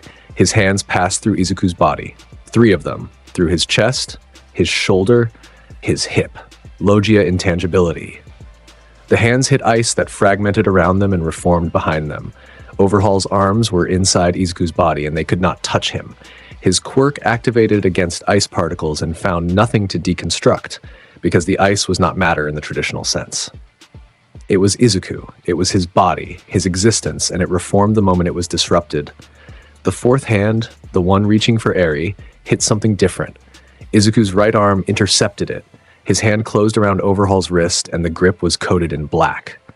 Armament Haki. The dark coating that nullified force, that rejected interference, that made whatever it covered absolute. Overhaul's quirk activation hit the Haki coating and stopped. It could not disassemble what it could not reach. The Haki was a wall between his power and its target. Izuku held Overhaul's wrist. He looked at the merged monstrosity in front of him. He breathed out. Frost bloomed from that breath, filling the corridor, crawling up the walls, descending from the ceiling. The air itself was freezing. Visibility dropped to white. "You capitalists and gangsters sicken me." He released the wrist. He pulled his right arm back. He coated it, from fingertip to shoulder, in black armament Haki, layered over ice so dense it had the weight of stone. He set his stance. He drew his fist back, and he threw one punch. The impact point was Overhaul's center mass. The punch carried everything. Admiral-level physical strength, armament Haki that bypassed every defense, absolute zero ice that froze everything it contacted. It was not a technique with a name and a flourish. It was one punch, thrown by a person who could freeze oceans, and it hit Overhaul in the chest with a force that created a shockwave in the frozen corridor. The cold traveled from the impact point outward through Overhaul's merged body at the speed of light. Every merged limb, every absorbed lieutenant, every organ, every cell, every quirk factor buried in the biology of the combined form. All of it dropped to absolute zero simultaneously. The arms locked up. The legs locked up. The face, Overhaul's face, still visible behind the cracked mask, froze mid-expression. His eyes were wide. His mouth was open. He was looking at Izuku with the expression of a man who had just realized that his life's work, his ideology, his empire, and his body had all been ended by a single motion from a teenager who looked like he wanted to go back to sleep. The merged form froze solid, every inch of it. A crystalline block of ice containing what had been the leader of the Shi Hasai Kai and two of his lieutenants, their bodies locked at the atomic level, their quirks inert, their consciousness suspended. Izuku stepped back. He looked at the frozen monstrosity for a moment. He adjusted Eri against his side. She had not moved, her face still pressed to his shoulder, her fingers still gripping his jacket. She was shaking. He placed his warm hand on the back of her head and held it there. He turned around. He walked back down the corridor, up through the frozen levels, through the shattered door at the surface entrance, into the courtyard, past the frozen guards, through the gate. He sat down on the stone steps outside the compound. The evening air was cool, autumn temperature, the kind of chill that normal people felt in their coats. Izuku felt nothing. He sat on the steps with Eri against his shoulder, and she was asleep within 3 minutes. The exhaustion of terror, of months of terror, of constant pain, of a life that had been reduced to something too awful for a child to carry, had reached its end, and her body shut down into the first safe sleep she had experienced in longer than she could remember. Izuku held her. He sat on the steps. Inside the compound behind him, every surface was coated in ice. The entire underground was a glacier. Overhaul was frozen at its center. His lieutenants were frozen in their quarters. His guards were frozen at their posts. The evidence of his crimes, the laboratory, the research, the manufacturing facility, the restraints, the instruments, was preserved in absolute cold, waiting for investigators to arrive and document what had been happening in the dark. The first hero agency arrived 19 minutes later. They found the compound frozen.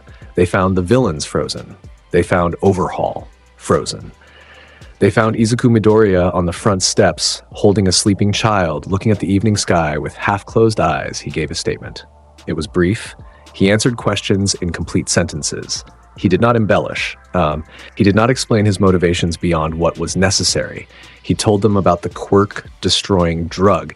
He told them about Eri. He told them about his father's involvement. That last part made the officers go still.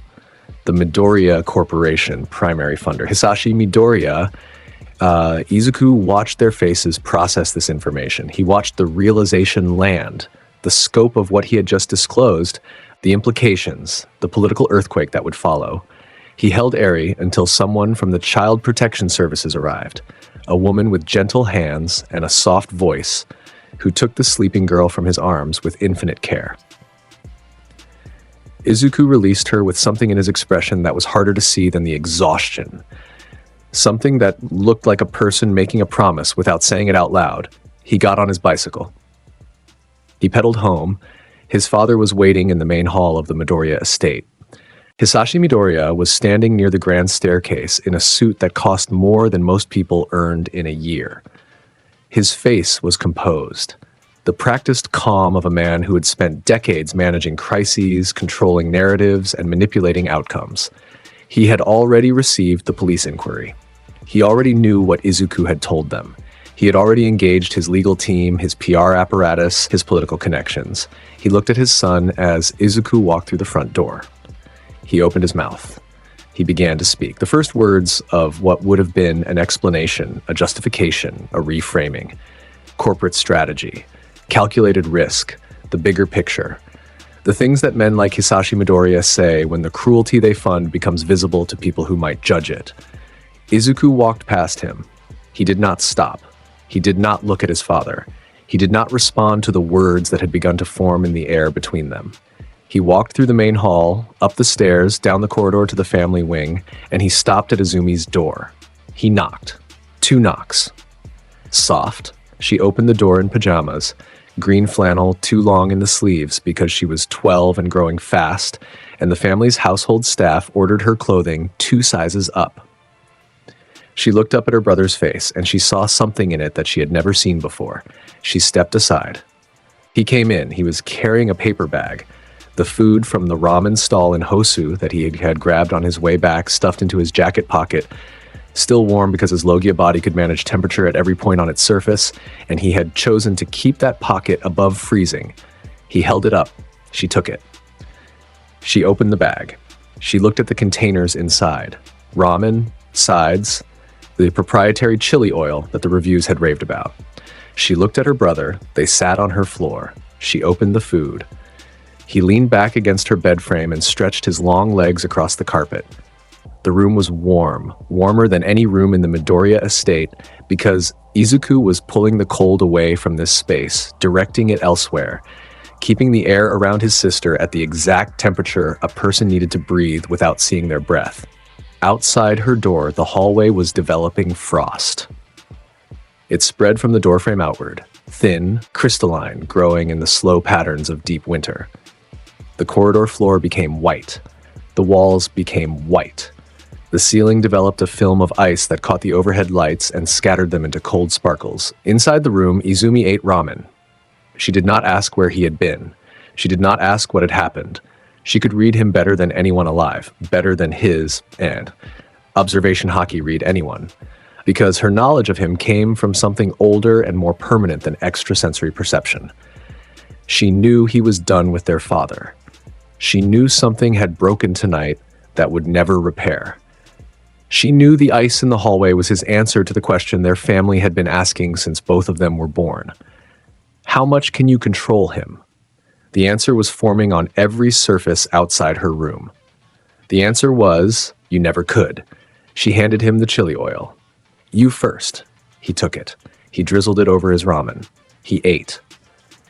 It was good. The reviews had been accurate. Outside the door, the frost kept spreading, through the family wing, down the staircase, into the main hall where Hisashi Midoriya was standing in the same spot his son had walked past him, his phone pressed to his ear, his legal team on the line, his voice steady and composed and completely irrelevant. The cold was coming. It was spreading through the house, through the walls, through the foundation, through the architecture of everything Hisashi had built and controlled and aimed at the world like a weapon. And in Izumi's room, the temperature was perfect. Warm enough to eat, warm enough to breathe, warm enough to sit on the floor with your brother and know, in the complete and permanent way that siblings know, that whatever was coming next, whatever the morning brought, whatever the headlines said and the courts decided and the corporation attempted, this room was safe. This room had always been safe. Izuku ate his ramen. Izumi ate hers. The frost on the hallway walls grew thicker. Everything beyond these 4 walls, the corporation, the family name, the media firestorm, the League of Villains reassessing their strategies, the Hero Commission recalculating their approach to the Midoriya situation, the child services reports, The police investigation, the public learning that a corporate dynasty had funded the torture of a 6-year-old girl for profit, all of it existed outside. In here, it was warm. In here, Izuku's cold did not reach. He finished eating. He leaned his head back against the bed frame. Izumi pulled a blanket off her bed and dropped it over his legs without comment. A ritual, old and familiar, performed on the dozens of nights he had ended up sleeping on her floor, because her room was the only place in the house that felt like it belonged to people rather than to an investment portfolio. She climbed onto her bed. She reached out and pressed her palm against the wall that separated her room from his, the wall that was always cold. Tonight it was warm. He was keeping it warm for her. He was keeping everything warm for her. "Good night," she said. His eyes were closed, his breathing was slowing, his sleeping mask slid down over his eyes, gravity doing the work because he had already stopped doing anything himself.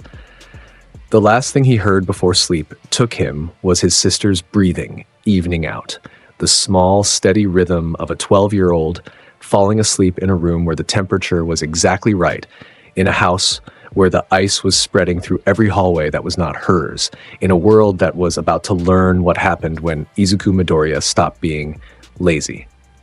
He slept. Outside, the frost grew. The light came through Izumi's window at an angle that said the morning was already half finished. Izuku opened his eyes behind the sleeping mask, registered the warmth of the room, the sound of his sister breathing above him on the bed, and the distant noise of something happening beyond these walls that he would have to deal with. He sat up. The blanket slid off his legs. The ramen containers from last night sat empty on the carpet beside him, evidence of the last quiet thing he had done before the world changed shape. He folded the blanket and placed it at the foot of Izumi's bed with the same care he gave to everything in this room, which was to say, more care than he gave to anything outside of it. The hallway beyond her door was ice. He could feel it, the extension of himself that had spread through the house overnight, coating the family wing in crystalline white, running down the staircase, through the main hall, along the corridors of the estate, like a declaration written in temperature. The building's climate system had given up hours ago. Every vent was frozen shut. He went to the bathroom. He brushed his teeth. He stood in front of the mirror and looked at his own face. The sleeping mask pushed up on his forehead, the green eyes, the height that made the mirror show only the lower half of his jaw, if he stood straight. He was 17 years old, and he had broken something that would never reassemble. The mirror showed a person who was fine with that. He came back. He stood in Izumi's doorway for a moment and watched her sleep. One arm hung over the edge of the bed, fingers curled toward the floor where he had been. Her face was empty of everything except rest. He left the door open and went downstairs. The staircase was coated in a film of ice that crunched under his bare feet without affecting his balance. The temperature in the main hall registered somewhere below freezing. The breath of anyone standing in it would have been visible as thick white clouds. 3 people were standing in it, and their breath was doing exactly that. Hisashi Midoriya occupied the center of the space in a charcoal suit that was too expensive for its context. 2 lawyers flanked him on the left. A communications director stood to his right, holding a tablet against her chest and breathing into her scarf. Their breath came in clouds. Their posture said they had been here for hours. Hisashi watched his son descend the frozen staircase. His expression was composed, the face of a man who had spent the night on calls, deploying legal infrastructure, activating political favors, and rebuilding the narrative architecture around a detonation that his own child had caused. He looked at Izuku the way he had always looked at Izuku, as an asset whose behavior required management. "Sit down," Hisashi said. His voice carried the register of boardrooms, the tone that made other men reach for chairs without questioning why. Izuku reached the bottom of the staircase. He put his hands in his pockets. He remained standing. Hisashi adjusted. He was a man who adjusted well. "What you did last night was emotional. I understand that. What you saw in that compound, what Overhaul was doing, I understand why it would produce a reaction, but you acted without information, without context.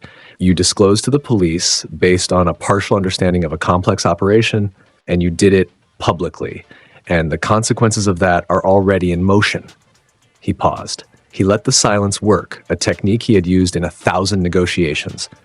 The lawyers shifted their weight. The communications director lowered her tablet slightly. The Quirk Elimination Project was a corporate strategy with applications that extend beyond what Overhaul was doing with it. The research, independent of the methodology, has value to the Hero Commission, to national defense, to the stability of the entire Quirk ecosystem. What you disclose has destabilized relationships that took 20 years to build. The regulatory response alone will cost us $2.3 billion in the first quarter. He let numbers do their work. He was a man who believed in the weight of numbers. I can manage this. My team can manage this. We can reframe the disclosure as whistleblowing. Position you as the conscience of the corporation, the heir who discovered malfeasance and reported it through proper channels. The public will love it. The Hero Commission will accept it. We restructure, we survive, and the family remains intact. He stepped forward. One step. His shoes cracked the ice film on the marble floor. But for that to work, you need to be present, visible, aligned. You need to be the son who did the right thing within the family structure, rather than the son who tore the family apart. Izumi's future depends on this. Her education, her security, her position in a world that does not forgive the children of collapsed dynasties, all of that lives or dies on whether we present this as a controlled demolition or a civil war. Izumi, her name in his father's mouth, deployed as leverage, shaped into a tool, the same tool it had always been. The handle Hisashi reached for whenever he needed his son to comply with something that served the corporation's architecture, Izuku looked at his father. He looked at the lawyers who were cold and afraid and paid enough to stand here anyway. He looked at the communications director whose tablet held a presentation about narrative management and whose fingers were going blue at the tips. He looked at the main hall of the estate he had grown up in. The marble, the chandelier, the high ceilings that had never held warmth even before his cold filled them. The silence stretched. 5 seconds. The lawyers shifted. The communications director's breath came faster. I was never your weapon. I never will be. He walked through the main hall, past his father, past the lawyers, past the communications director. He opened the front door. The morning air hit him. Autumn, cool, the smell of the private road and the distant city beyond the estate gates. His bicycle was where he had left it, leaned against the garage wall. He got on. He pedaled down the estate road. The pace was the same it always was. Unhurried, loose, the speed of someone heading somewhere with all day to arrive. Behind him, through the window of the main hall, Hisashi Midoriya watched his son disappear down the road. The frost on the glass was thick enough to distort the image. His jaw worked once. The lawyers said things. He did not hear them. By 9:15 a.m., the police arrived at the estate with warrants. By noon, the first floor was sealed with evidence tape. By evening, the Midoriya Corporation's stock had dropped 47%. Izuku was already across the city. The Child Services Building was a squat gray structure in the Minato district. Functional architecture, clean lines, the kind of building designed to be inoffensive rather than memorable.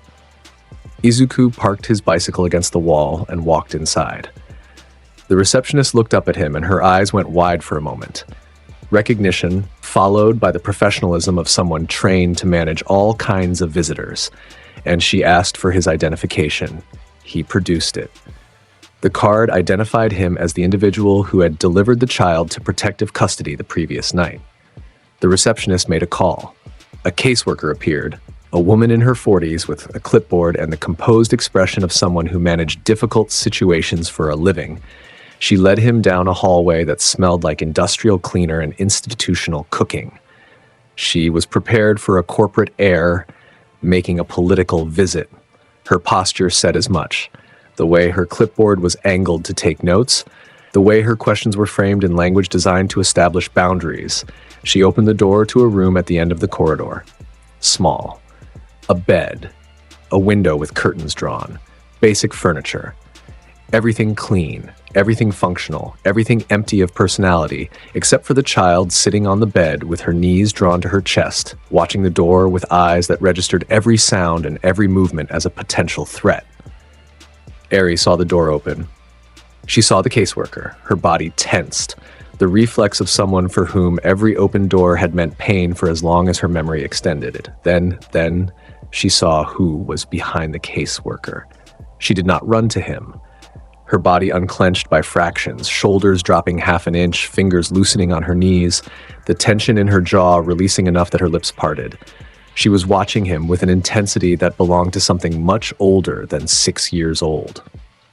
The wariness stayed. It would stay for a long time, maybe always, but something else was in it now. Recognition. The memory of warmth against cold. The specific shape of a person who had carried her out. Izuku crossed the room. He sat on the floor. His height meant that sitting brought his eyeline closer to hers, still above, but the distance was different. He reached into his jacket and pulled out a paper bag. He placed it on the floor between them. She looked at the bag. She looked at him. She reached with both hands, bandaged fingers unfolding from her knees, and opened it. Pastries. 3 of them. A cream puff, a strawberry tart, and something covered in powdered sugar that left white traces on her bandages when she picked it up. She ate. He leaned his head back against the wall and closed his eyes. The caseworker stood in the doorway with her clipboard lowered, watching something she had intended to document and finding herself unwilling to interrupt. Eri finished the cream puff. She started the tart. She was eating with the focus of a child who had learned to eat quickly when food was available, and Izuku opened one eye behind his sleeping mask and said, "Slow, it's yours." She paused. She looked at him. She ate slower. Before he left, he stood and placed one hand flat on the wall beside her bed. Frost spread from his palm in branching patterns, thin, intricate, reaching outward like the veins of a leaf. He pulled it back, reined in the cold until what remained was a film of ice so thin it was almost invisible.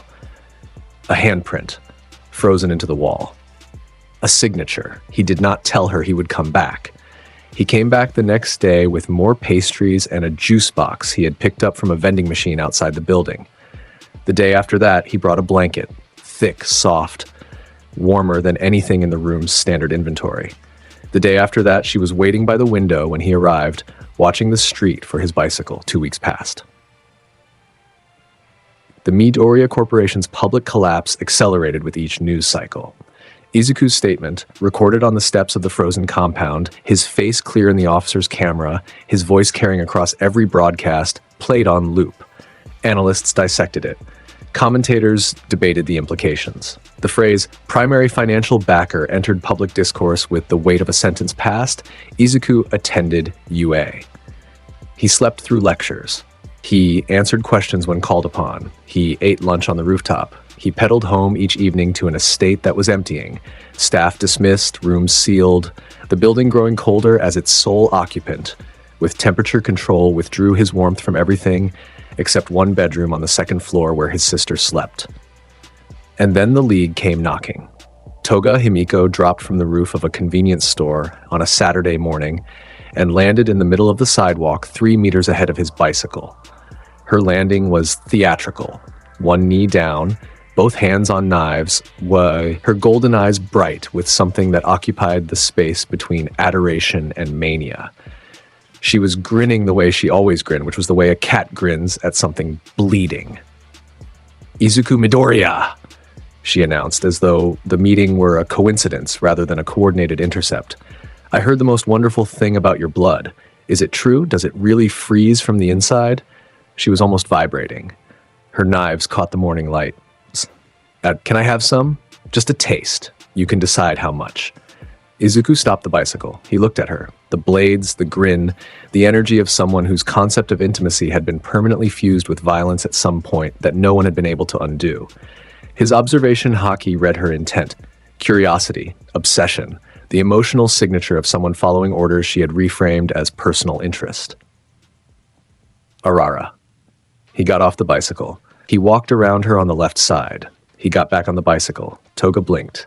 She turned. She had been prepared for everything, the fight, the negotiation, the moment where he acknowledged her as a threat worthy of engagement. She watched him pedal away at the same pace he had been traveling before she appeared, his shoulders rounded forward, his posture unchanged. "Wait, hey, I'm from the League of Villains. Your enemies, we're threatening you." He was already half a block away. She stood on the sidewalk. Her knives were still in her hands. She looked at them, looked at the disappearing figure on the bicycle, and felt something she had never experienced during a confrontation, which was embarrassment. Dabi was waiting on the return trip. He occupied the center of the road with the confidence of someone who had practiced this posture in mirror-dark windows, arms crossed, blue flames flickering between his fingers, staples catching the afternoon sun. He had his opening line prepared. He was going to talk about systems, about the rot in hero society, about the convergence between what Izuku had done to his own father and what the League was trying to do to the entire structure. He was going to find common ground. Izuku rode around him on the left. Ice formed under the tires for a fraction of a second as the bicycle mounted the curb onto the sidewalk. And then he was past, pedaling with the same rhythm, the same pace, the same complete absence of acknowledgement. Dabi turned. His blue flames went out. Izuku was at the end of the block, turning a corner. He stood in the middle of the road for a long time. Then he took out his phone. "He didn't stop," Dabi said. Shigaraki's voice came through the speaker with a tightness that Dabi recognized as controlled rage. "What do you mean he didn't stop?" "I mean, he rode around me on a bicycle and kept going." The silence on the line lasted 4 seconds. All for One is going to hear about this. All for One heard about it.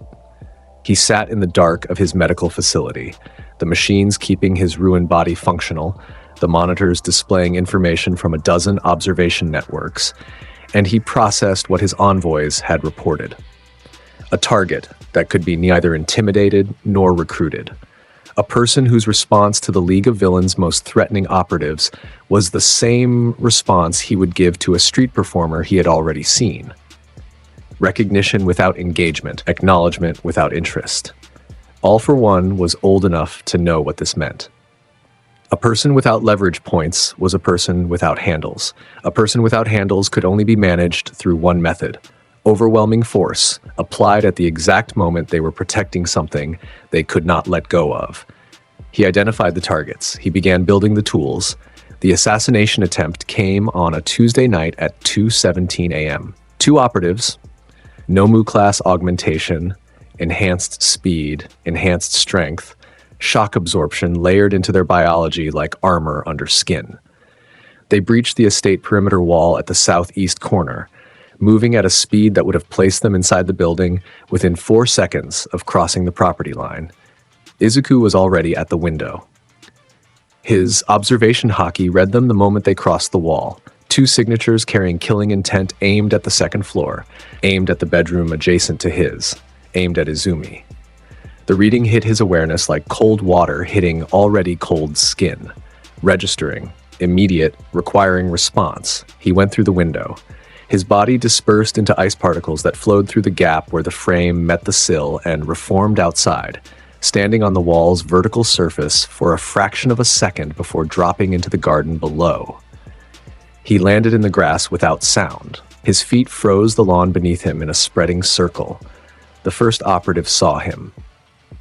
The augmented eyes, inhuman, upgraded, built for dark condition combat, locked onto his figure, and the creature adjusted its approach vector, pivoting toward the new target with the mechanical speed of something programmed rather than alive. It reached him in 1 second. Its fist came at his head with force sufficient to cave in a reinforced wall. The fist passed through his skull. Ice fragments scattered in the dark garden air and reformed behind the swing. Izuku's head reconstituting from particles while the operative's arm was still extended, its momentum carrying it forward into the space where a person should have been. Izuku placed his palm on the operative's back as it passed through his body. The cold traveled through the augmented skin, through the shock absorption layer, through the enhanced musculature, through the biology that made this thing move and think and follow orders. It locked up in a wave, shoulders first, then spine, then hips, then legs. The operative froze mid-stride, 1 foot still raised from its next step, arms extended, captured in the posture of its own attack like a photograph made solid. The second operative was faster. It had bypassed the garden entirely, running along the estate wall, aiming for the second-floor window, aiming for Izumi's room. It was 2 meters from the window when Izuku appeared below it. He exhaled upward. The breath became a column of frozen air that struck the operative in the torso and coated it, an ice shell forming around the creature's body in the time it took to blink. It hit the ground rigid, encased from neck to ankle, and cracked the frozen lawn tiles beneath it. 40 seconds. 2 ice sculptures in the garden. The moonlight caught their surfaces and reflected it in cold blue. Izuku checked Izumi's room. She was asleep. Her breathing was even, her face turned toward the wall that separated her room from his. One hand pressed against the cold plaster, in the habitual gesture she performed every night. He closed her door. He sat on the hallway floor outside her room, his back against the wall, his sleeping mask on his forehead. The ice in the hallway was thick enough that the floor was white and the walls shimmered. He stayed there until morning. When he woke, he extracted a phone number from his memory, pulled from Toga's device during her approach, read through observation hockey in the moment she had been close enough that her phone's data registered as emotional resonance. Shigaraki's direct line, he photographed the 2 frozen operatives in the garden. Morning light, clear detail, their augmented faces frozen mid-expression. He sent the image to the number. No text. The response took 4 days to arrive, and when it did, it was silence. All for One looked at the photograph for a long time. He was building something larger. He was almost ready. The photograph told him what he already knew. Conventional assets were waste against this target. He needed a different scale. The forest training camp was a mandatory UA exercise, and Aizawa communicated this to Izuku with the resignation of someone who had learned that expecting enthusiasm from this student was like expecting warmth from a glacier. The bus leaves at 6 a.m., Aizawa said. If you are absent, you fail. He was on the bus. His sleeping mask was over his eyes before the vehicle cleared the school gates. Momo, seated 3 rows back, watched his head tilt against the window and settle into the posture of someone who intended to be unconscious for the duration of the trip. She returned to her book. The corner of her mouth moved once. The smallest thing, private and warm. The camp was in the mountains, dense forest, a training facility in the trees, run by heroes whose enthusiasm operated at a register. Izuku found physically exhausting to exist near. The first day involved physical training exercises that the class performed in various states of struggle and determination. Izuku did the minimum required. He found a large flat rock near a stream at the edge of the training grounds. He lay down on it. He closed his eyes. The rock's surface developed a thin layer of frost that extended outward in every direction, and the stream nearest to him ran slightly slower, the water cooling, the flow thickening as it approached freezing without quite reaching it. Ragdoll from the Wild Wild Pussycats observed him from 50 meters away. Her search quirk, the ability to read physical data on anyone in range, pinged his body once and returned information that made her very deliberately look somewhere else. Evening came. The students ate dinner, they trained, they collapsed into sleeping bags in the forest cabins. The night settled over the mountain with the weight of dark trees and distant stars. Crickets, owls, the sounds of a forest being alive. The League hit at 2 a.m. The first signal was Dabi's fire. Blue-white in the dark forest, igniting the tree line from the northeast in a wave that consumed canopy in seconds. The second signal was the mustard gas, rolling through the valley floor in a yellow cloud that made the first students to wake begin coughing before they understood what was happening. The Vanguard Action Squad came through multiple entry points. Muscular through the eastern ridge, Moonfish through the canopy, Mr. Compress from the western trail, Spinner and Magni from the south. Coordinated. Professional, designed to overwhelm through chaos. The forest started dying where Dabi walked. Students woke up choking. The cabin alarms went off in staggered sequences. Aizawa was already out the door of the staff cabin, capture weapon deployed, moving toward the nearest cluster of student signatures. On his rock by the stream, Izuku opened one eye. The smoke was rising through the tree line in columns of orange-lit gray. The temperature of the air carried the chemical signature of the mustard gas, his observation hockey reading the composition through its effect on the environment. Fire to the northeast, gas through the valley. 23 student signatures in various states of alarm. 12 villain signatures spread across the mountain. One unconscious hero signature, Ragdoll, Taken out first, her search quirk eliminated from the field before the assault began, he sat up on his rock. He looked at the burning forest. He adjusted his sleeping mask to his forehead. Arara, you woke me up from my nap. He stood. He put his hands in his pockets. He exhaled. The exhale left his mouth as a cloud of white that expanded in every direction simultaneously, a dome of absolute cold radiating outward from his position, visible in the dark as a ring of pale mist that grew at a speed the burning forest could not outrun. The mustard gas hit the expanding freeze and crystallized, every airborne chemical particle solidifying, dropping from the air as inert powder, raining to the forest floor like yellow snow. The fires hit the freeze and died. The oxygen flash freezing, the combustion cycle broken at the molecular level, every flame guttering to nothing as the cold passed through it. The temperature across the entire mountain dropped 40 degrees in 20 seconds. Students who had been coughing found the air clearing. Students who had been running from fire found the fire gone. The world went white and silent and impossibly cold, and somewhere at its center, a figure was walking into the trees. Muscular was the first thing he found. The man had a student pinned against a tree, Coda, the small boy, the pussycat's ward. His augmented arms expanded to their maximum grotesque bulk. Muscle fibers layered over muscle fibers until his limbs resembled biological hydraulics. He was laughing. He was enjoying himself. The sound of his amusement carried through the frozen forest with the clarity that absolute stillness provides. He heard Izuku before he saw him. The crunch of frozen ground under unhurried feet, the creak of trees adjusting to new cold. He turned, his augmented body pivoting, his mass redistributing for combat. He saw a tall figure walking toward him through the frost-coated trees, hands in pockets, breath visible in a continuous stream of white.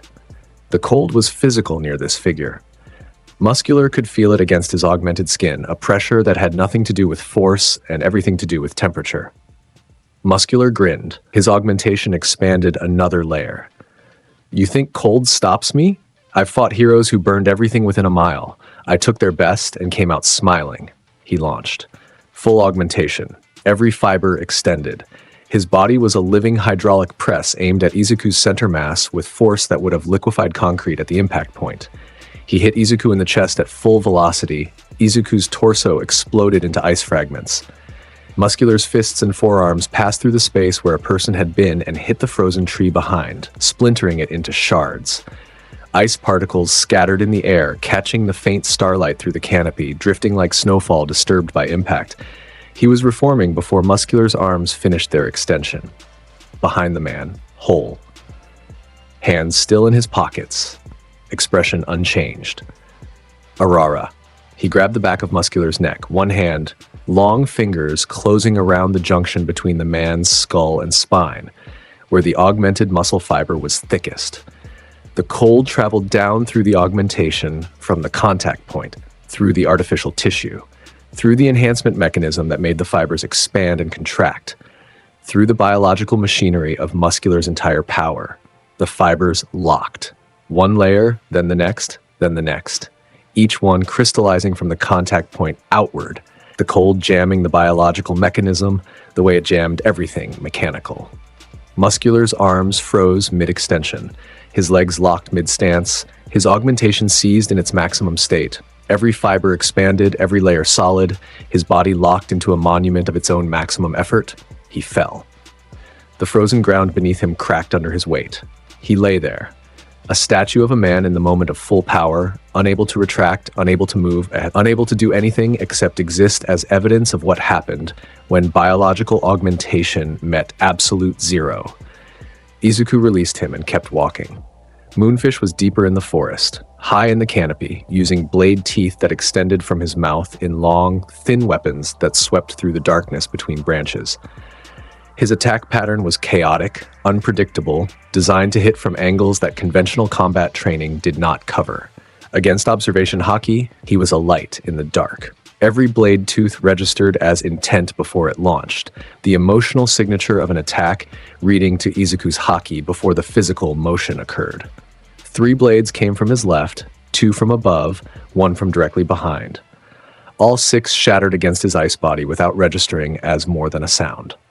Izuku looked up into the canopy. He breathed. The exhaled air traveled upward in a column of frozen atmosphere that hit the branches where Moonfish was anchored and spread across them in a coat of ice so heavy the wood groaned. The temperature at canopy level dropped below the point where biological function continued. Moonfish's blade teeth retracted involuntarily, the mechanism seizing in the cold, and his grip on the branches failed. He fell, and the ice that was already forming around him turned the fall into the descent of a frozen mass rather than a living body. He hit the ground encased. The ice held him rigid on impact. His blade teeth were frozen inside his mouth, the extensions locked at their retracted length, useless. Mr. Compress was the clever one. He operated at range, using his marble ability from a position deeper in the forest, a quirk that compressed anything within a small sphere, reducing it to the size of a marble for later use. He aimed it at Izuku from 30 meters away, hidden behind a frozen oak, and his aim was perfect. The marble formed around Izuku's left arm. The arm compressed, vanishing into a sphere the size of a ping-pong ball that dropped to the frozen ground and bounced once. Compress caught it through a running snatch, his gloved hand closing around the marble with the practiced confidence of a magician who had performed this trick 100 times. He opened his palm. He looked at the marble with satisfaction. The marble exploded. Ice burst from it in every direction, Izuku's arm reforming, expanding, pulling the rest of his body's body from the compressed space with the violence of something unfolding that was never meant to be folded. He materialized directly in front of Compress at 0 distance, his full height, his full presence, his full cold, standing where a marble had been in the time it took the magician's eyes to widen. Compress screamed. It was involuntary, the sound a body makes when its survival instincts override every other function. His feet froze to the forest floor, his legs locked. The cold traveled up from the ground contact, climbing through his costume, through his skin, immobilizing him from the ground up until he was frozen from ankle to hip and could only watch as Izuku turned away and continued through the trees. Dabi was burning the western ridge. His blue flames were the hottest thing in the forest, hot enough to melt the frost Izuku's ambient cold was spreading, hot enough to create pockets of steam where ice and fire competed. He was pouring everything into it, escalating his output, trying to overwhelm the cold with the sheer temperature of his fire. Izuku walked toward him through the trees. The blue flames came. They hit his passive cold aura at 4 feet from his body and died, extinguished at the boundary where his temperature made combustion impossible. Dabi saw this and pushed harder. More fire. Brighter fire. The blue became white at its core, the temperature climbing toward the upper limit of what his body could sustain without his own skin burning. The white fire died at 3 feet from Izuku's body. The boundary held. Dabi backed up. His spine hit a frozen tree. He had run out of forest. Izuku placed one palm on Dabi's chest. Armament Haki activated, the black coating spreading across his hand, making the contact absolute, making the cold transfer register as something beyond physical temperature. Through the Haki, the ice traveled into Dabi with the permanence of a truth being stated rather than a suggestion being made. Dabi's blue flames guttered out. His quirk activation shut down, the biological mechanism that generated his fire freezing at the cellular level. His staples developed frost. His scarred skin went rigid. He hit the frozen tree behind him and locked there, immobilized against the trunk, his arms frozen to his sides, his fire dead in his hands. Izuku released him and turned toward the last signatures his Haki was reading in the forest. Spinner, Magni, the remaining operatives. He moved through the trees with the same unhurried gait. The forest was white around him, every surface coated, every tree bearing frost. The temperature across the mountain was below 0 in every direction, and the villains who remained unfrozen were discovering that their options had reduced to 2. Stand still and freeze, or run and freeze slightly later. They froze. Every one of them. Spinner against a boulder, his sword locked in his grip. Magni against the trail post she had been using as a rally point. The remaining operatives in whatever position they occupied when the cold caught them. Some mid-step, some mid-attack, some mid-retreat. The forest filled with ice sculptures that wore villain costumes and expressions of interrupted intention, By the time Izuku walked back to his flat rock near the stream, the entire mountain was silent. The fires were out. The gas was powder on the frozen ground. Every villain in the Vanguard squad was immobilized against some part of the environment. The students who had been in danger were standing in confused clusters, their breath coming in white clouds, watching the frost-coated trees, and trying to understand what had happened in the space between chaos and this absolute quiet. Izuku sat on his rock. He pulled his sleeping mask over his eyes. He folded his arms across his chest. He was horizontal within 5 seconds. Aizawa emerged from the tree line 8 minutes later. He had been fighting his own engagement. Cuts along his forearm, his capture weapon frayed at one end, his eyes red from sustained erasure use. He surveyed the frozen forest. He surveyed the immobilized villains visible through the white-coated trees. He surveyed the mountain, which had stopped being a summer training camp and become a winter exhibit sometime in the last 3 minutes. He walked to the rock. He stood over the sleeping figure of his most powerful student, Midoriya. Next time, wake me up before you do this. Silence stretched. The stream beside them had frozen solid. Arara, you were already awake. Aizawa stared at him for a long time. He had many things he wanted to say about protocol, about coordination, and about the fact that a first-year student had just single-handedly neutralized an entire villain squad while he was still engaging one operative in the lower forest. He said none of them. He turned and walked toward the cluster of students at the tree line, where recovery and debrief awaited. Behind him, Izuku slept. The frost on his rock grew a layer thicker. 4 weeks later, All for One came to Kamino Ward. The portal opened up above the commercial district at 3:47 p.m. on a Thursday.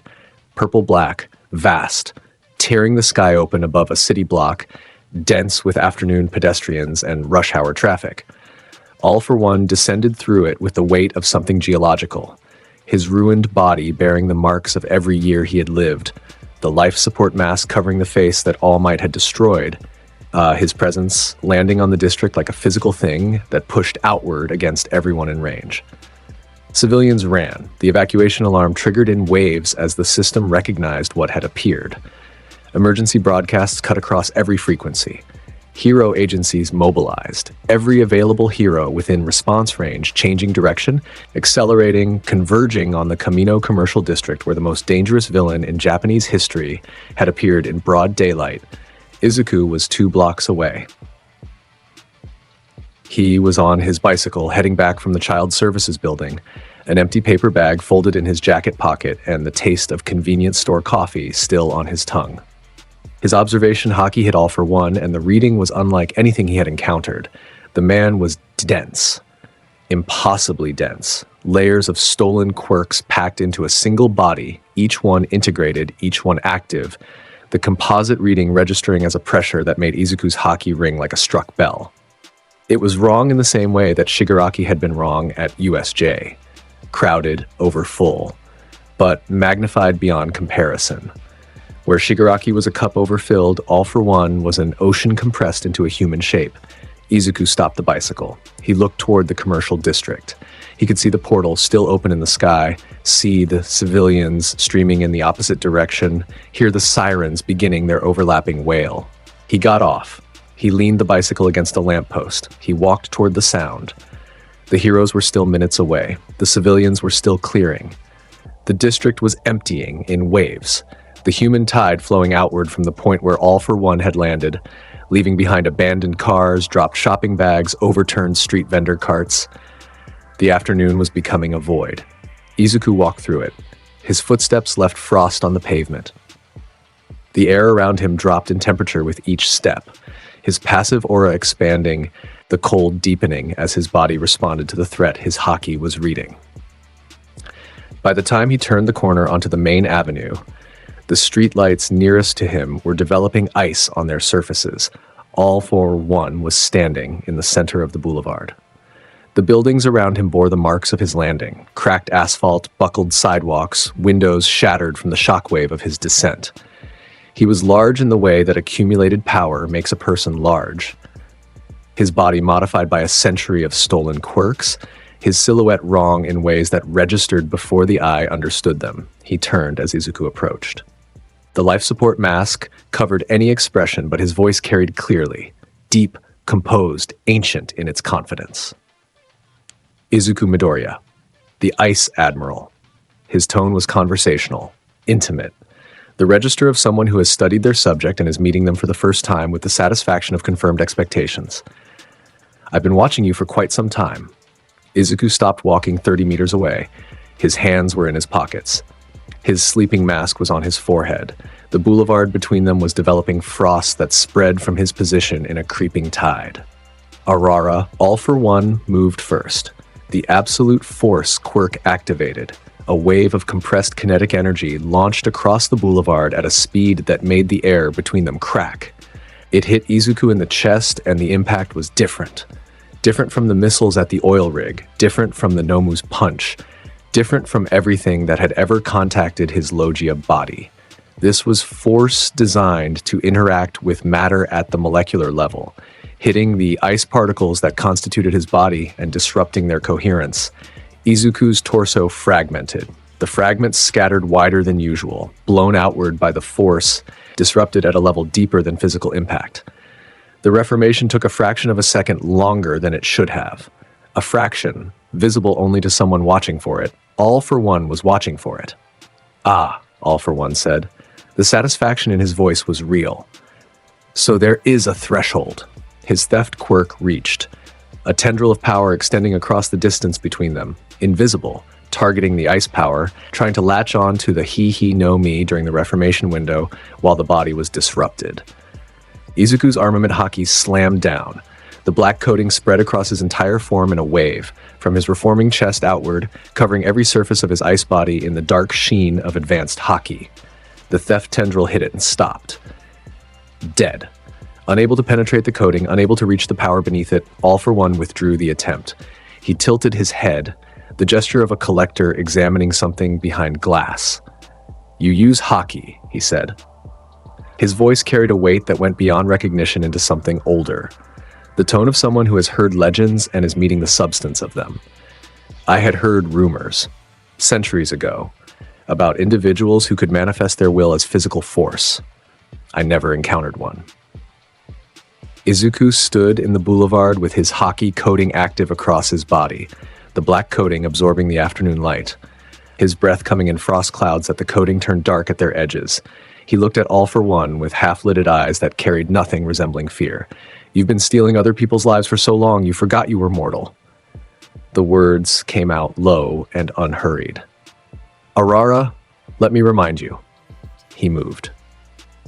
The fight spanned 4 city blocks. Izuku, closed distance, and All for One deployed the disruption field, a frequency-based interference that sang against the structural coherence of his ice body, making the frozen particles that constituted him vibrate at their edges, making the reformation after each disruption slightly less immediate. The disruption field, combined with the absolute force quirk, created windows, fractions of seconds where Izuku's body was disrupted and his ice was vulnerable. All for One probed each window with the theft quirk. Each time, armament haki slammed it back. The exchange was fast, repeated, escalating. A pattern of force disruption theft that cycled faster as All for One increased his output. Izuku formed an ice saber. The blade materialized from atmospheric moisture in his grip, thin, absolute zero, coated in black haki that made it a weapon in both dimensions. He closed distance through the disruption field, his body fragmenting and reforming with each step through the frequency zone, and he swung at All for One's center mass. All for One blocked with a strength quirk that made his forearm into an anchor. The ice saber hit and the cold traveled through the contact, climbing up All for One's arm from the impact point, reaching for his core. He disengaged, launching himself backward with an air pressure quirk, putting 30 meters between them in a second. The frost on his forearm crackled. He flexed once. It broke. Impressive, All for One said, but I have something you've never encountered. He produced the searing light quirk, a burst so intense it whited out every visual spectrum simultaneously, designed to overload observation haki's sensory processing. The light hit Izuku's awareness, and for a moment, one moment, his haki reading of the battlefield went blank. All for One hit him with the absolute force quirk during that moment. Full power, center mass, The disruption scattered Izuku's body across 20 meters of boulevard, ice fragments hitting buildings, embedding in pavement, scattering in the white light. The fragments reversed. They flowed back, slower than before. The disruption having scattered them wider, the reformation drawing from a larger dispersal radius. But they came. They reformed. Izuku stood again, whole, his haki reasserting its coverage. He was breathing harder. The haki reserve was being drawn on at a rate he could feel. The sustained full-body armament coating against constant force and theft attempts, costing him in a way that his ice body alone never cost him. All for One was finding the ceiling, and the ceiling was real. The ancient villain read this in Izuku's posture. He read the cost in the fraction of a second added to each reformation. He was building a timeline. How long until the haki reserve was too thin to stop the theft? But Izuku read him reading it. Observation haki, recovered from the light flash, delivered the shape of All for One's plan with perfect clarity. Drain the haki, then steal the power. Simple. Elegant. Patient. Izuku chose to deny the timeline. He stopped advancing. He planted his feet. He pressed both palms against the pavement beneath him, and his cold output doubled in a wave of white that expanded across the boulevard. The frost became ice. The ice became architecture, walls of frozen air rising from the ground, barriers of absolute cold that the disruption field had to fight through, each one buying milliseconds, each one adding resistance to the frequency interference. All for One felt the cold reaching him. He deployed heat, a fire-type quirk, launching sustained plasma at the approaching ice. The fire met the cold, and the boundary hissed, steamed, held. The cold was winning ground. He opened a portal. The purple-black door appeared behind him. Kurogiri's quirk, copied and stored decades ago. And All for One stepped through it without panic, without urgency, with the composed retreat of someone who has gathered what they came for. The portal closed. The boulevard went silent. Ice covered everything within 4 blocks. Cars, buildings, street surfaces, traffic lights. All of it coated in a white layer that caught the afternoon sun and turned the commercial district into a frozen exhibit. Izuku stood in the center of it. His haki receded. His cold output dropped to passive ambient. He was breathing through his mouth, the first time in his life that anything had required enough of him to change his breathing pattern. His haki reserve was lower than it had ever been. Still functional, still present, but drawn on in a way that left a feeling like a muscle worked past comfort. The heroes arrived 40 seconds later, a dozen of them, swarming into the frozen district from every direction, establishing perimeters, checking civilian evacuation, assessing damage. They found Izuku standing in the middle of a frost-covered intersection with his hands back in his pockets and his expression carrying its usual half-lidded unconcern. He went back for his bicycle. It was still against the lamppost, coated in frost. He pedaled home. The confrontation with his father came 5 days later. Hisashi had been operating in the gap between his son's disclosure and the legal system's response, a gap that lawyers could stretch, that money could widen, that political favor could turn into breathable space. He was good at this. He had spent his career being good at this, finding the margins in systems designed to be complete, inserting himself into the cracks, building room where none was supposed to exist. He found room. He found a politician on the Hero Commission, a woman whose debts to the Midoriya Corporation ran deep enough that the threat of their exposure outweighed the risk of collaboration. He built a deal. The deal required fabricated evidence about Izuku's mental state, documentation suggesting instability, suggesting that his power was uncontrolled, suggesting that official guardian oversight was necessary.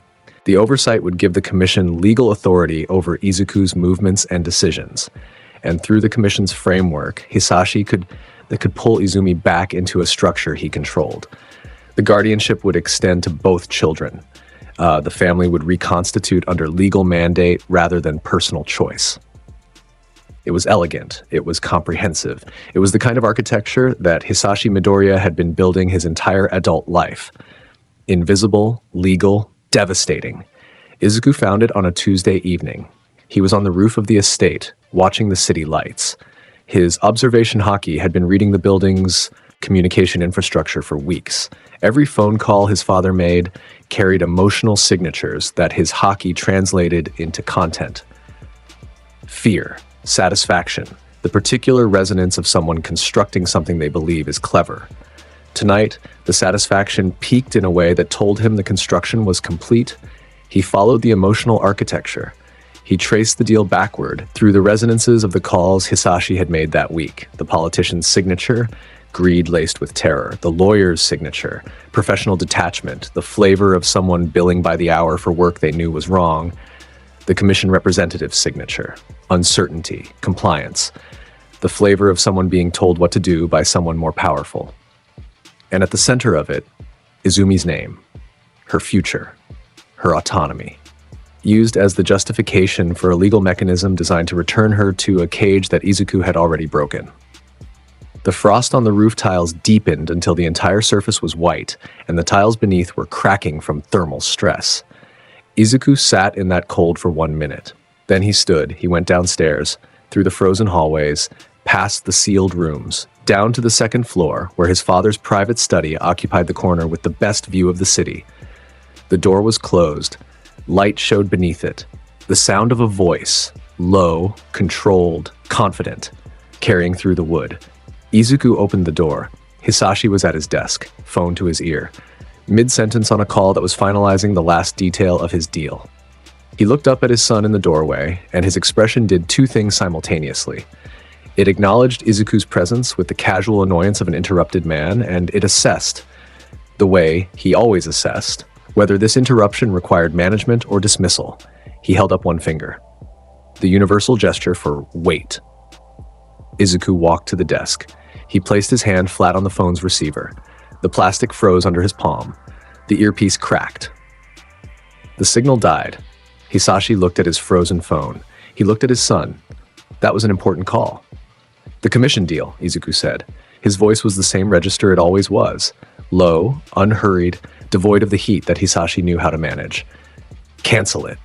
Hisashi leaned back in his chair. The leather creaked. His fingers steepled. The habitual gesture of a man entering negotiation mode, arranging himself into the posture of someone who holds more information than the person across from them.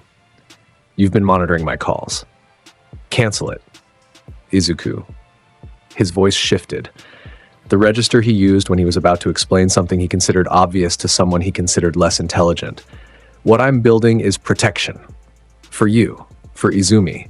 The commission will come for you eventually. Your power is too large to remain unregulated. What I'm offering is a framework where that regulation passes through our hands first, where we control the terms, where Izumi grows up inside a structure that serves her rather than one that... You kept trying to use Izumi to reach me. Izuku's voice cut through his father's sentence the way his cold cut through fire, by making the opposing force irrelevant. You used everything. The corporate obligation, the family name, the threat of her future. You thought she was leverage. The temperature in the study dropped. The papers on Hisashi's desk developed a film of moisture that was already freezing at the edges. The window behind him fogged over from the inside. She was never leverage. She was the only reason I stayed as long as I did. The cold dropped another 5 degrees. Hisashi's breath became visible. The lawyers were gone. It was evening. The estate was empty of staff, and the man who had spent decades surrounded by infrastructure was alone in a room with his son, and a temperature that was falling towards something his body would struggle to sustain. The commission deal. Cancel it. Hisashi's jaw worked. The calculation was happening behind his eyes. Izuku could read it through his haki, the shapes it took, the variables it weighed. Risk of the deal versus risk of defiance. The legal exposure of the commission arrangement versus the legal exposure of having his son publicly oppose him. The political capital remaining versus the political capital required. And beneath all of it, deeper than the calculation, older than the deal, the question of whether his son was bluffing, whether the cold in this room was a threat or an atmosphere, whether the boy standing in front of his desk would actually follow through on what his silence implied. Hisashi looked at Izuku's face. He looked at the eyes, half-lidded, steady, carrying nothing that could be negotiated with. He ran the calculation to its end and found the answer that men like him find hardest to accept. His son was not bluffing. His son had never bluffed. His son's entire existence was the absence of bluff. a person whose power was so absolute that threat and execution were the same thing. He picked up his backup phone from the desk drawer. He made the call. The politician answered on the second ring. Hisashi spoke in the language of cancellation. Brief, final, carrying the tone of someone who has been outmaneuvered and is too experienced to pretend otherwise. He set the phone down. The silence in the study was the silence of a room where a relationship has ended for the last time. You have no idea what you've done to this family. Arara. Izuku turned toward the doorway. The frost was spreading from his footsteps across the study floor, climbing the bookshelves, coating the desk's surface. The family was doing it to itself long before I noticed. He walked out. He went to Izumi's room. He knocked. She opened the door in green flannel pajamas, the sleeves too long, her 12-year-old face carrying the focused attention of someone who had been awake and listening. She looked up at him and saw what was in his expression, the finality, the completion, the closed circuit of something that would never reopen. She stepped aside. He came in. He sat on the floor. She handed him a book from her nightstand, a novel she had been reading, something with a blue cover and a title about weather. He held it. Outside her door, the frost was growing through the hallways, through the estate. Through every surface Hisashi Midoriya would touch between now and the morning when the police returned. Hisashi Midoriya was arrested on a Wednesday. The warrant had expanded: financial crimes, criminal conspiracy, funding of illegal human experimentation. His lawyers filed motions. The motions were denied. His political connections received calls from other political connections explaining, in careful language, that association with the Midoriya name had become a liability that exceeded whatever favor he was owed. He was composed when they came. He wore his best suit. He walked to the car with his chin level and his posture perfect. He did not look at the estate windows. He would not have seen anything if he had. The frost was too thick. The estate emptied by evening. Izuku took his bicycle from the garage. Izumi took a bag she had packed 2 days ago. They walked through the front gate of the Midoriya estate, and the gate froze shut behind them. The lock, the hinges, the electronic mechanism, all of it crystallizing in a final declaration of vacancy. They did not look back. Izumi went to a classmate's family in Musutafu, a temporary arrangement that Izuku had organized through a conversation with one of her school friends, parents that lasted exactly 4 minutes and carried the weight of everything he was asking without him saying most of it. The family said yes. They said yes because the woman who opened the door saw Izumi standing beside her brother on the step and recognized, with the speed of a mother's perception, that this was a child who needed to be somewhere warm. Izuku stayed at UA. The school provided dormitory housing that he had been ignoring for months. He moved in with a single bag and his bicycle. His room was the corner unit, the one nearest the window, the one that developed a permanent frost layer on its walls within the first night. The climate system in the building learned over the following week to route additional heating to every adjacent room. The weeks settled. The public absorbed the Midoriya Corporation's collapse with the appetite societies have for the destruction of the powerful. The media cycle ran its course. The court dates began their slow progression. Izuku was called as a witness twice. He gave testimony in complete sentences. He answered follow-up questions without embellishment. He wore his school uniform to the courtroom because changing clothes for the occasion felt like too much effort. Then All for One took Eri. The Child Services building had security. Standard security, cameras, locks, a guard on the evening shift who was professional and attentive, and completely unprepared for what arrived at 11:43 p.m. on a Thursday, 2 Nomu. A portal. 12 seconds. The guard was unconscious before he understood what was happening. The Nomu moved through the building with the focused efficiency of things that had been given one target and one directive. The portal that Kurogiri opened in the hallway outside Eri's room was large enough for a child to pass through. Small hands reaching out. A terrified sound. The portal closing, 12 seconds. The alarm triggered 13 seconds later. By then, the building was empty of what All for One had come for. Izuku was in his dorm room at UA. His eyes opened. His observation Haki had been monitoring Eri's signature. The small, constant presence he checked on through the distance. the way a person checks on a sound they need to hear before sleeping. The signature was there, and then it was moving, and then it was somewhere else. He was on his bicycle in 11 seconds. The dormitory door hit the wall when he left.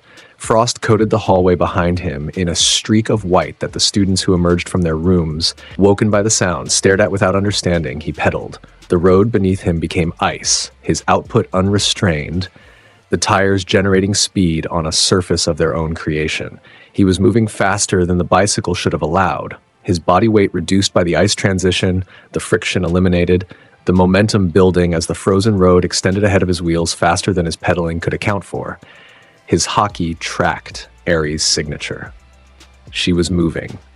Through portal space between locations, the reading flickering as the warp network carried her. He followed the trace. He adjusted direction. He followed it toward the point where the signature settled, where All for One had chosen to receive her, where the final confrontation would take place. His hockey unfolded across the city. He read the path. He read the destination. He read what All for One had prepared, a warehouse complex in the industrial district, underground levels, environmental modifications, machines that Izuku's hockey read as disruption field generators, the same frequency technology All for One had deployed in Camino. Multiple generators, distributed, covering the entire space. Kill zones built into the architecture, walls and floors and ceilings that contained conduits for the absolute force quirk, allowing it to be channeled from any surface in any direction. An arena designed to hit from everywhere simultaneously. And at the far end, Aries' signature. Small, terrified. Present, Izuku stopped his bicycle 3 blocks from the complex. The industrial district was empty at this hour. Abandoned warehouses, shuttered factories, the infrastructure of a manufacturing sector that had moved to cheaper districts years ago. Streetlights cast orange pools on cracked pavement. The road under his tires was ice for 50 feet in every direction. He sat on the bicycle. One moment. The city was quiet around him. The industrial silence was different from the residential silence he was used to. Deeper, emptier, the absence of life rather than the absence of sound. He thought about Eri holding his jacket, small fingers curling into the fabric, the weight of her against his chest when he carried her from the compound, the frost on her wall, the pastries in the morning. He thought about Izumi, texting him every morning. The single characters that carried everything. The green flannel pajamas, the book she handed him without explanation because she understood that sometimes a person needs something to hold. He thought about Momo in the reading room. The soundproofing is excellent. The 20 minutes of shared silence that were the most comfortable either of them had been all night. The way she followed him upstairs and told herself it was coincidence. He pushed his sleeping mask up. He got off the bicycle. He walked through the warehouse complex entrance. All for One was waiting. The underground space was cavernous, converted from an industrial basement into something designed for this exact moment. The ceiling was high enough that sound took time to travel it. The walls were reinforced and embedded with the disruption field generators, circular devices mounted at regular intervals, humming with the frequency that interfered with ice coherence. The floor was metal grating over kill zone conduits. The air smelled of ozone and industrial cooling. All for One stood in the center of it. He was wearing every quirk he had prepared. The composite registering to Izuku's hockey as something that filled the space the way a liquid fills a container. He was enormous in his accumulated power. He was the most dangerous thing Izuku had encountered in his life. At the far end of the arena, 200 meters away, behind All for One, separated by the full length of the prepared space, Eri sat in a cage. A simple thing. Metal bars. A chair inside. She was awake. She was holding her knees. Her red eyes were wide in the industrial light. The disruption field generators hummed. The frequency filled the arena. Izuku felt it against his body, a vibration at the edge of his ice form, trying to interfere with the coherence that held him together. His passive cold output met the frequency, and the two forces competed. His ice forming and the field unforming it in a constant cycle that left the air around him unstable. Flickering between frozen and unfrozen, he could not passively freeze this space. The generators prevented it. Every surface he coated would uncoat in seconds. His ambient cold was being actively countered for the first time in his life. All for One spread his arms. "I built this for you," he said.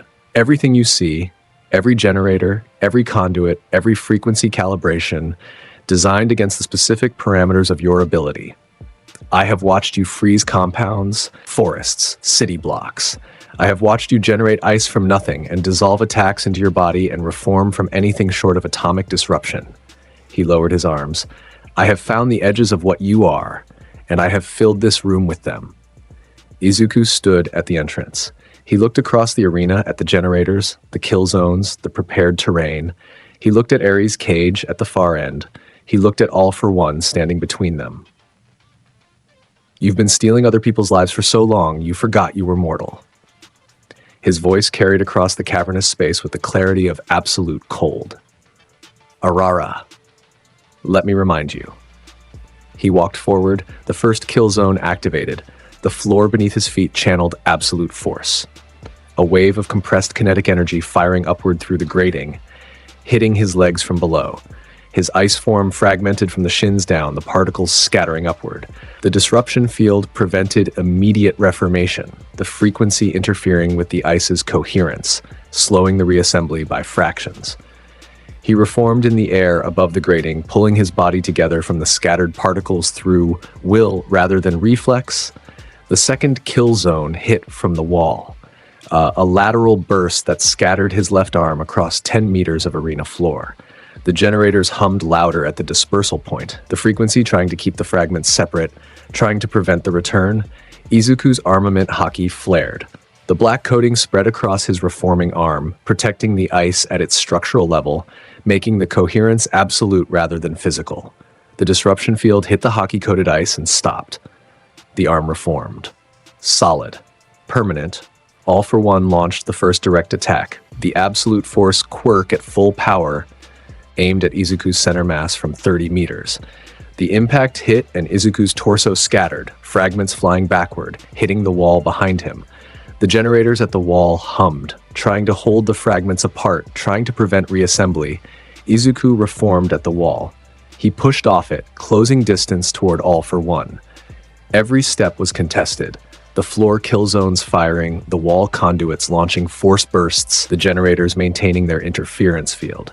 His body was fragmenting and reforming in a constant cycle, faster than the frequency could maintain disruption, the haki reinforcement making each reformation more complete than the last. He reached the first generator. His hand closed on it. His armament haki made the contact absolute. The generator froze, the mechanism crystallizing from the contact point inward, the frequency dying as the device lost function. He shattered it with a squeeze, one down. The field weakened by a fraction. His passive cold expanded by the same fraction. Ice forming on the floor around the destroyed generator, spreading outward before the remaining generators could counter it. All for One met him at close range. Both hands, one carrying the absolute force quirk, one carrying the disruption field at point blank. The force hit Izuku's shoulder and scattered it. The disruption held the fragments apart. All for One's theft quirk reached for the exposed core, the moment of maximum dispersal, the window where the ice was thinnest. Izuku's remaining hand, coated in full armament haki, caught All for One's wrist. The theft hit the haki and stopped. The black coating rejected it completely, and through the grip, cold traveled into All for One's wrist, up his forearm. The ancient villain pulled back, wrenching his arm free, the frost already cracking on his skin as he put distance between them. "You prepared well," Izuku said. He was reforming as he spoke, his scattered shoulder pulling back together, the particles returning from their dispersal. "But you prepared for what I was. You didn't prepare for this." He brought both hands together. He closed his eyes for 1 second. He breathed in, a long, filling breath that drew moisture from the arena air, pulled it toward him, concentrated it in his lungs and his body and every cell of his ice form. He pressed both palms against the floor. Ice Age. The cold released. It was different from every other time he had used this, different from the oil rig, different from the USJ Plaza, different from the training camp forest. This was everything. Every degree of temperature his body could subtract from the physical world, released in a single pulse of absolute zero that expanded from his palms at the speed of thought. The first ring of generators died. The devices froze mid-hum, their frequency outputs ceasing as their mechanisms crystallized, their interference going silent in the cold. The floor froze. The walls froze. The ceiling froze. Every kill zone conduit froze. The absolute force channels locked in mid-configuration, their power sources crystallizing, their attack capabilities gone. The second ring of generators died. The field collapsed. The arena was no longer disrupting his ice. His cold was no longer being countered. The full weight of his passive aura returned, and the full weight of an Admiral-class Ice Age was already spreading through the space at a velocity the remaining infrastructure had no answer for. All for One hit him with everything. Every quirk in the arsenal activated simultaneously, absolute force from every direction, the disruption field at maximum output from his own body. The Searing Light quirk blanking observation hockey, a fire-type quirk launching sustained plasma, a strength quirk driving his fists into the floor to shatter the ice before it reached him. Everything he had collected in a century of theft deployed at once in the last 12 seconds that mattered. Izuku's body fragmented under the assault. His torso scattered. His arms dissolved. His legs broke apart. The force and the fire and the light hit him from every angle, and his Logia form was disrupted, scattered wider than it had ever been. Fragments of ice filling the arena air like a snowstorm in a closed room. The fragments drifted. The fire burned.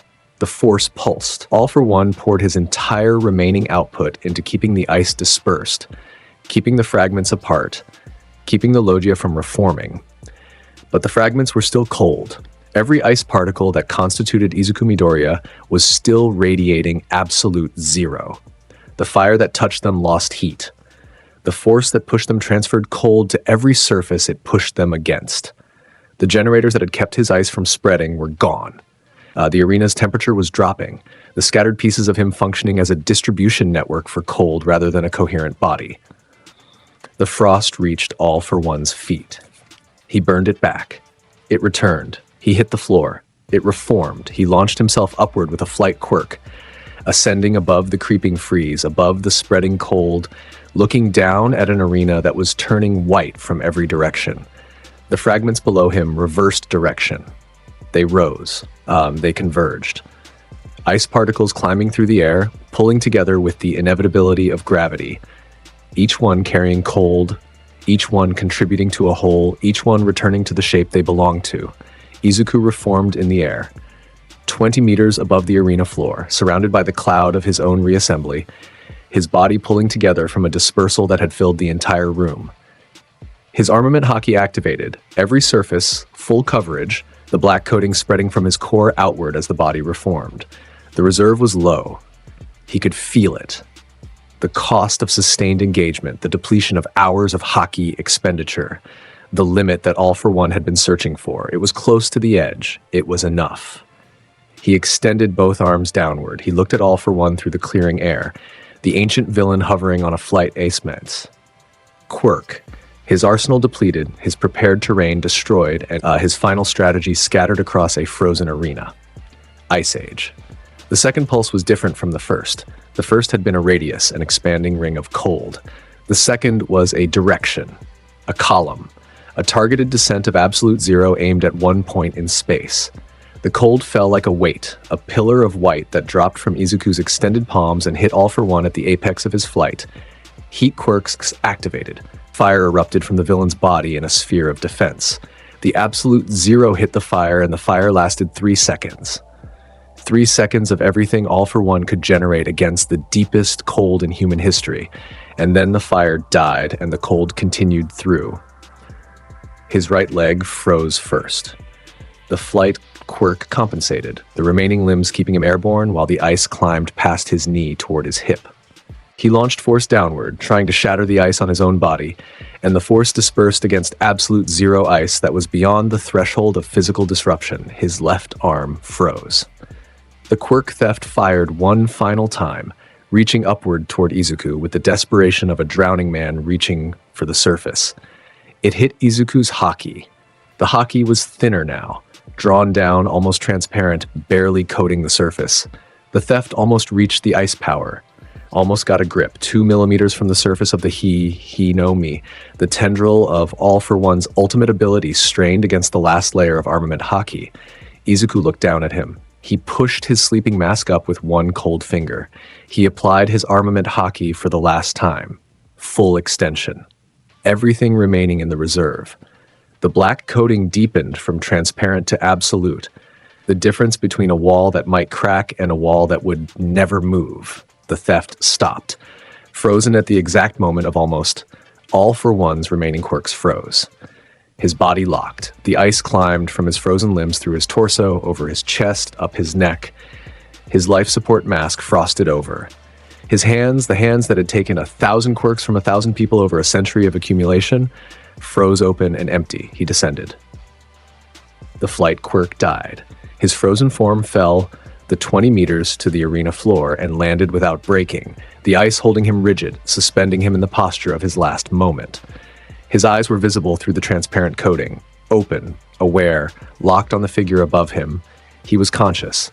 He would remain conscious. Absolute zero preserved neural activity in suspension. Aware without able, thinking without acting, conscious inside a prison of molecular stillness. The most comprehensive imprisonment imaginable. Every stolen power inert. Every mechanism silenced. The collector collected. Izuku landed beside him. His feet touched the frozen arena floor and the ice spread from the contact in the familiar branching patterns. His armament haki receded, the reserve empty, the tank at zero, the black coating dissolving from his skin like shadows burned away by morning. His Logia body remained, his cold remained, he remained.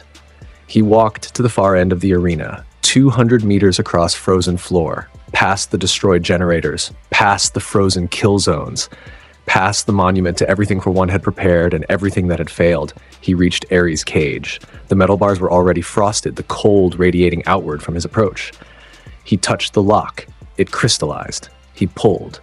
The door opened. Ares was pressing herself into the back of the chair.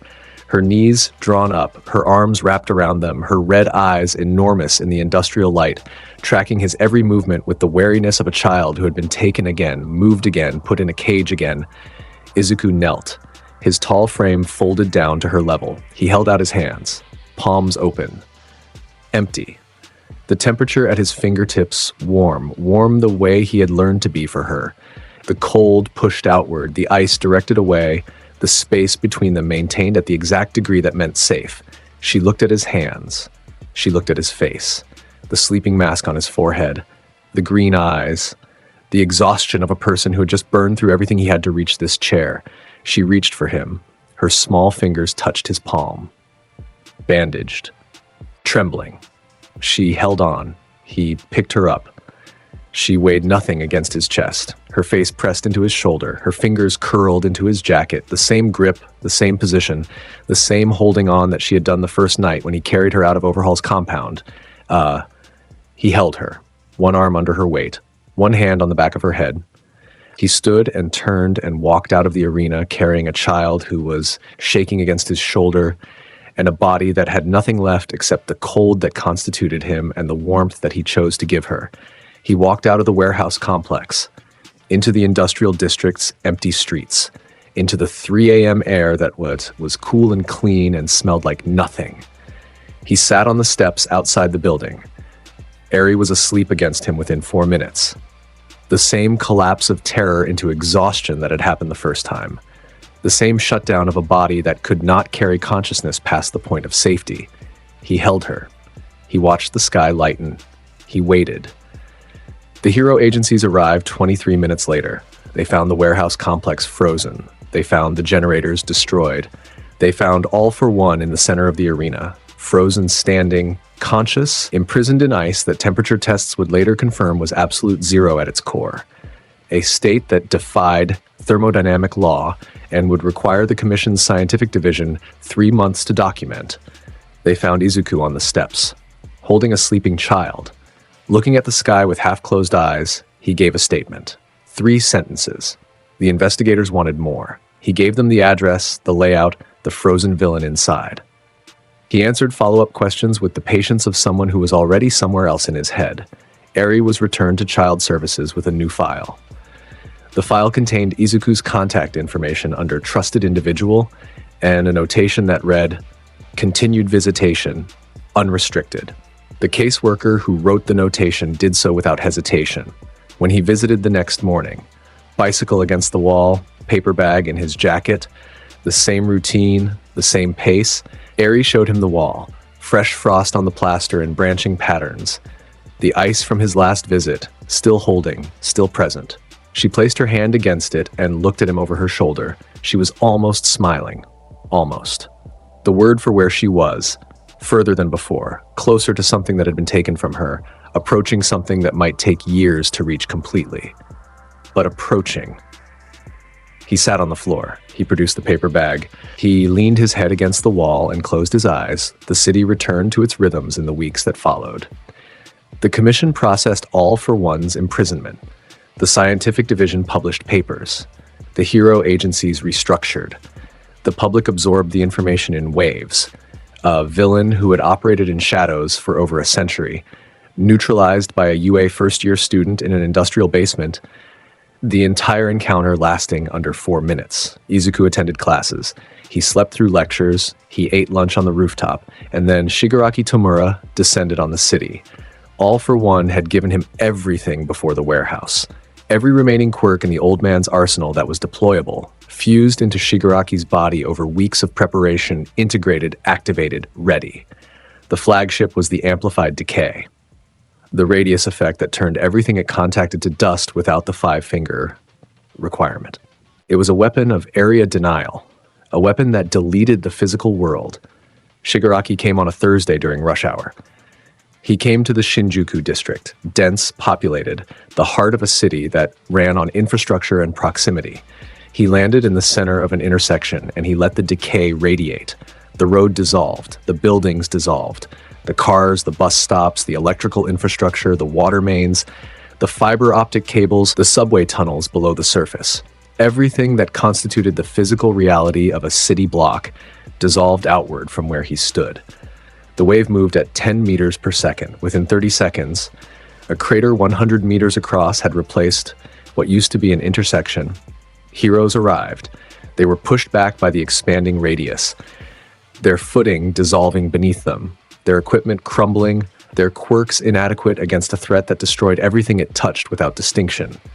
Izuku was at a restaurant 12 blocks south, a ramen place, different from the one in Hosu, but good. He was mid-bowl when his observation hockey registered the signature. Dense, wrong, crowded with stolen power, radiating dissolution. He put money on the table. He left. He ran. His feet hit the pavement and the ice road extended ahead of him, a frozen surface that eliminated friction, that his body slid across with the speed of something falling rather than running. He was half skating, half sprinting, the trail of ice extending ahead of his feet at a velocity that covered 12 blocks in 30 seconds. He arrived at the edge of the decay zone. The ground here was dust. The buildings were gone, dissolved to atomic powder that drifted in the air like gray fog. The crater extended deeper than it was wide. The decay working downward as well as outward, consuming the earth itself. At the center of it, standing on the diminishing pillar of ground that his own quirk had not yet reached, Shigaraki was a changed figure from the man who had run from USJ in terror. The hands were gone, burned away by his own ascended power. His body was larger, augmented by the quirks All for One had given him, his musculature enhanced, his frame carrying the weight of a dozen stolen abilities. His eyes were locked on the horizon, the particular stare of someone who has found their purpose, and the purpose is the erasure of everything they can see. He turned as Izuku arrived at the crater's edge. His expression shifted. Recognition, hatred, the specific resentment of someone who had run from this person once and had spent every moment since building with the confrontation that would prove the running was a fluke. "Corporate brat," Shigaraki said. His voice was deeper, layered with echoes, with the weight of accumulated power. "I was wondering when you'd show up." Arata. Izuku looked at the dissolving city, the crater, the gray dust that had been buildings and roads and infrastructure. He crouched at the crater's edge and pressed both palms flat against the pavement. Ice erupted from his palms into the decay zone. It spread across the dissolving ground, freezing the dust, freezing the crumbling surfaces, freezing the material that was mid-dissolution into a state where it could be dissolved no further. Absolute zero stopped physical processes. Decay was a physical process. The ice won where it landed, but the decay radius was wider than his initial spread.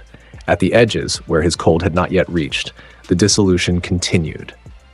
The crater expanded, the ground fell away. The ice he had laid cracked at its boundaries as the material beneath it was consumed. Shigaraki laughed. The sound was wrong. Too many voices in it. Too many echoes of things that used to be other people. Your ice against my decay. Isn't that poetic? You freeze, I erase. Let's see which one is more absolute. Izuku stood. He stepped off the crater's edge onto the ice he had created, a frozen bridge extending into the dissolution zone, his cold maintaining it against the decay that gnawed at its edges. He walked across it toward Shigaraki. The ground beneath the ice bridge dissolved. The bridge held absolute zero ice existing in a state below the threshold where decay could engage with its molecular structure. Shigaraki's quirk clawed at the frozen surface and found nothing it could grip. The ice remained.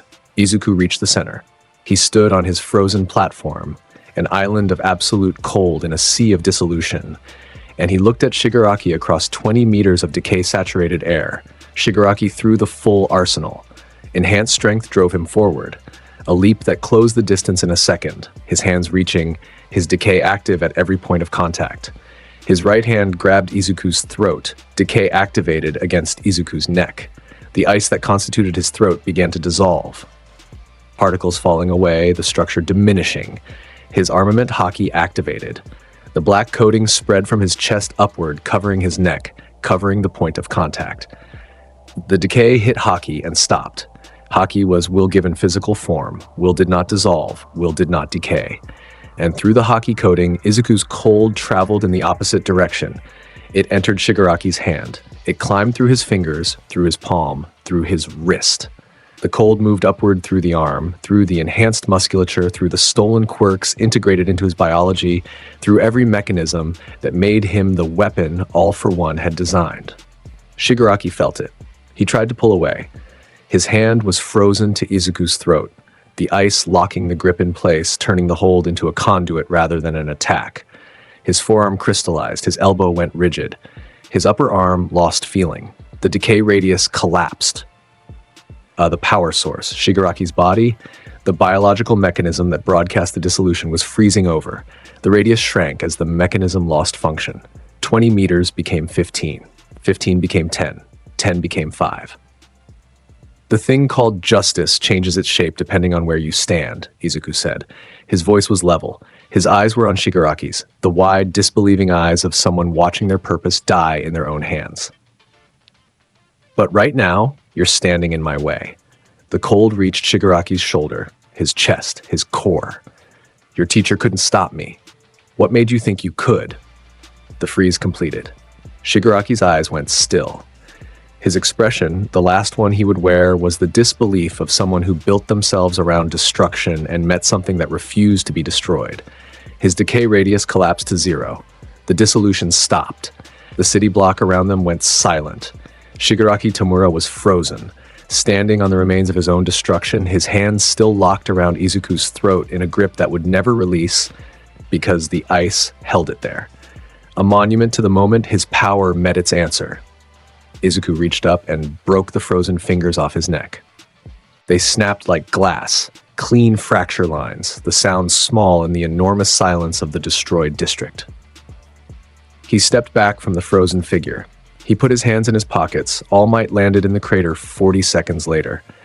The symbol of peace, thinner now, his muscle form straining at the edges, the power that held it together visibly less than it had been months ago, surveyed the destroyed blocks, the frozen center, the immobilized villain, the teenager standing beside it with frost spreading from his feet. All Might looked at Izuku. All Might looked at Izuku. The weight in his expression was complex. Gratitude, concern, the recognition of something that exceeded what a symbol was supposed to encounter in a first-year student. He looked at the frozen Shigaraki. He looked at the devastation that the decay had caused before Izuku arrived. He looked at what was left. Young Midoriya, All Might said. His voice was thinner too. The boom diminished, the certainty carrying cracks. Izuku looked at him. He looked at the emaciated frame barely concealed by the hero costume. He looked at the power holding on by its final threads. He saw a man who had given everything to a symbol and was running out of everything. Arara. He tilted his head slightly. You should rest. He walked away, across the frozen ground, past the heroes who were arriving in waves, past the media who were already broadcasting, past everything that would follow this moment, the headlines, the analysis, the public debate about what it meant that a 17-year-old student had stopped what the entire Hero Commission could not. He found his bicycle outside the restaurant where he had left his half-finished ramen. He got on. He pedaled back toward UA at the pace of someone who had nowhere to be. The Hero Commission took custody of both frozen forms, Shigaraki and All for One.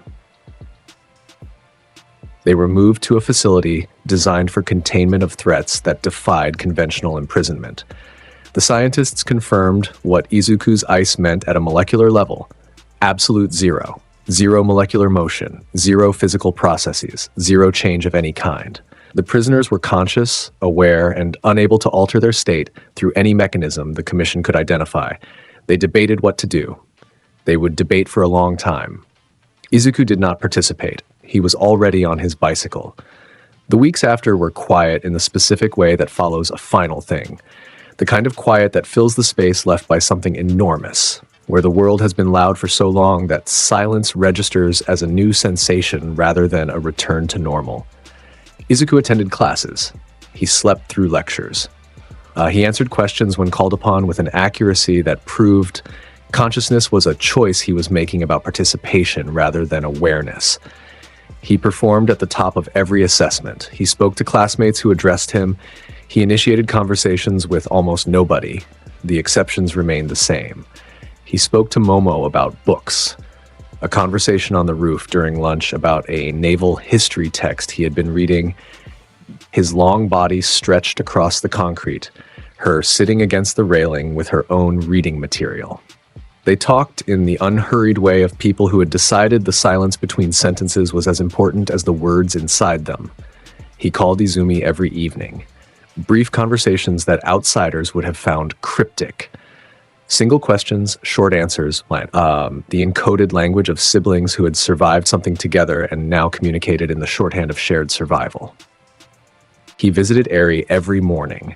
The bicycle against the building wall, the paper bag in his jacket, the routine that had become a structure, the only schedule he kept voluntarily, the only appointment that existed in his life that he arrived at on time every single day. Eri was growing. The caseworker's reports documented it. Incremental, slow, real. She was speaking more. She was sleeping through the night. She was eating at a pace that suggested she believed the food would still be there if she looked away. The horn on her forehead pulsed sometimes, her quirk stirring beneath the surface, but the terror that had accompanied its activation before was diminishing. She was learning that her body was hers, that what came from it was hers, that the world contained people who would hold her and ask for nothing. The frost on her wall remained. It would remain. Izuku refreshed it on every visit. A fresh layer of branching ice that documented his presence the way rings document the age of a tree. On a Tuesday afternoon, 3 weeks after the all-for-one fight, Momoyao Yorozu found Izuku on the UA rooftop. He was horizontal across a ventilation unit. Long body stretched across the metal surface, jacket folded under his head, sleeping mask over his eyes. The frost on the metal around him was thick enough to turn the ventilation unit's surface white. The ambient temperature in his radius was the familiar 4 degrees lower that she had stopped registering as cold months ago. She had been looking for him. She checked the dormitory first, then the library, then the rooftop. The third location in the pattern she had mapped of his hiding places, the mental architecture she had built around where he went when he wanted to be somewhere quiet. She sat on the adjacent ventilation unit.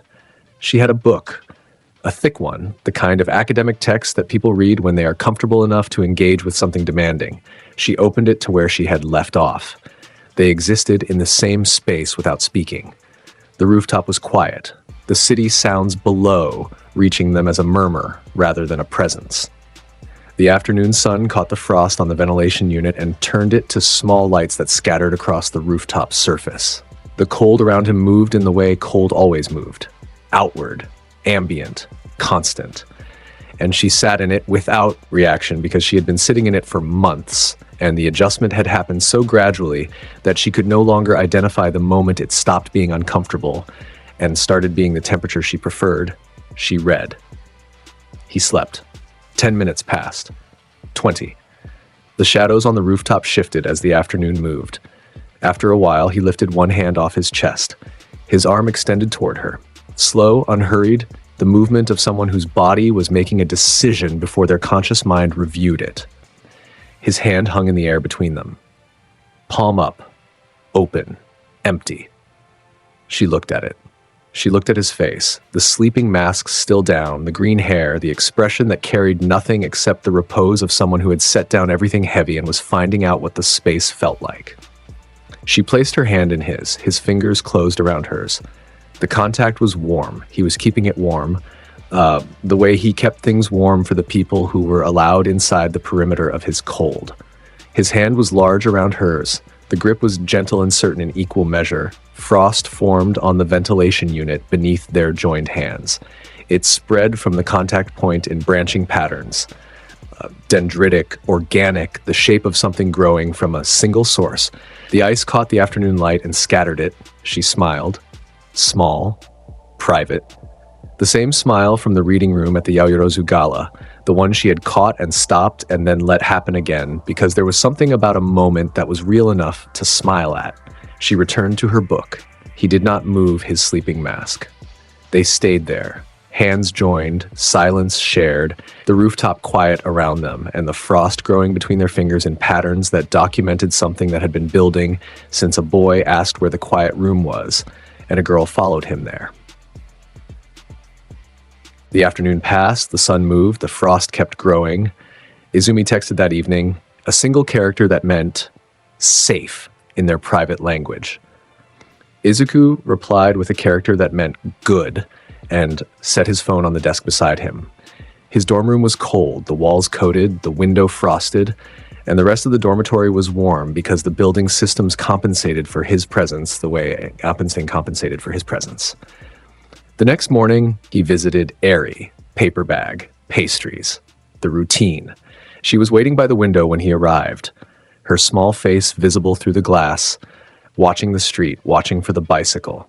When he came through the door, she was on the floor before he was, sitting cross-legged, waiting for the bag to open. He opened it. He spread the pastries between them. She ate. He leaned his head against the wall and closed his eyes. The caseworker stood in the doorway for one moment, made a note, and left them alone. 3 weeks later, the paperwork completed. The documents that would make Izuku Midoriya Eri's legal guardian, a process that lawyers from 3 agencies had argued about, that the commission had reviewed, that the courts had examined from every angle. He was 17. He was a minor. He was also the person who had rescued her, maintained consistent visitation, demonstrated capacity for her emotional needs, and frozen the 2 people most dangerous to her safety into permanent imprisonment. The judge signed it on a Friday afternoon. The caseworker delivered the documents to Yue's dormitory with a smile that was genuine and warm. Izuku read them once, set them on his desk beside his sleeping mask, and went to pick up Eri from the Child Services building for the last time. She was holding a bag when he arrived. A small thing, all her belongings fitting inside it because she had arrived with nothing and accumulated only what the facility provided. She looked at the bag. She looked at him. She looked uncertain for the first time since the frost, the specific uncertainty of someone who wants something too much to trust that it is happening. He took the bag from her. He put it on the back of his bicycle. He lifted her and set her on the seat. He walked beside her, one hand on the handlebar, the other on the back of the seat to keep her steady. They traveled through the evening streets at walking pace. The bicycle moved forward. Frost formed beneath the wheels and melted behind them.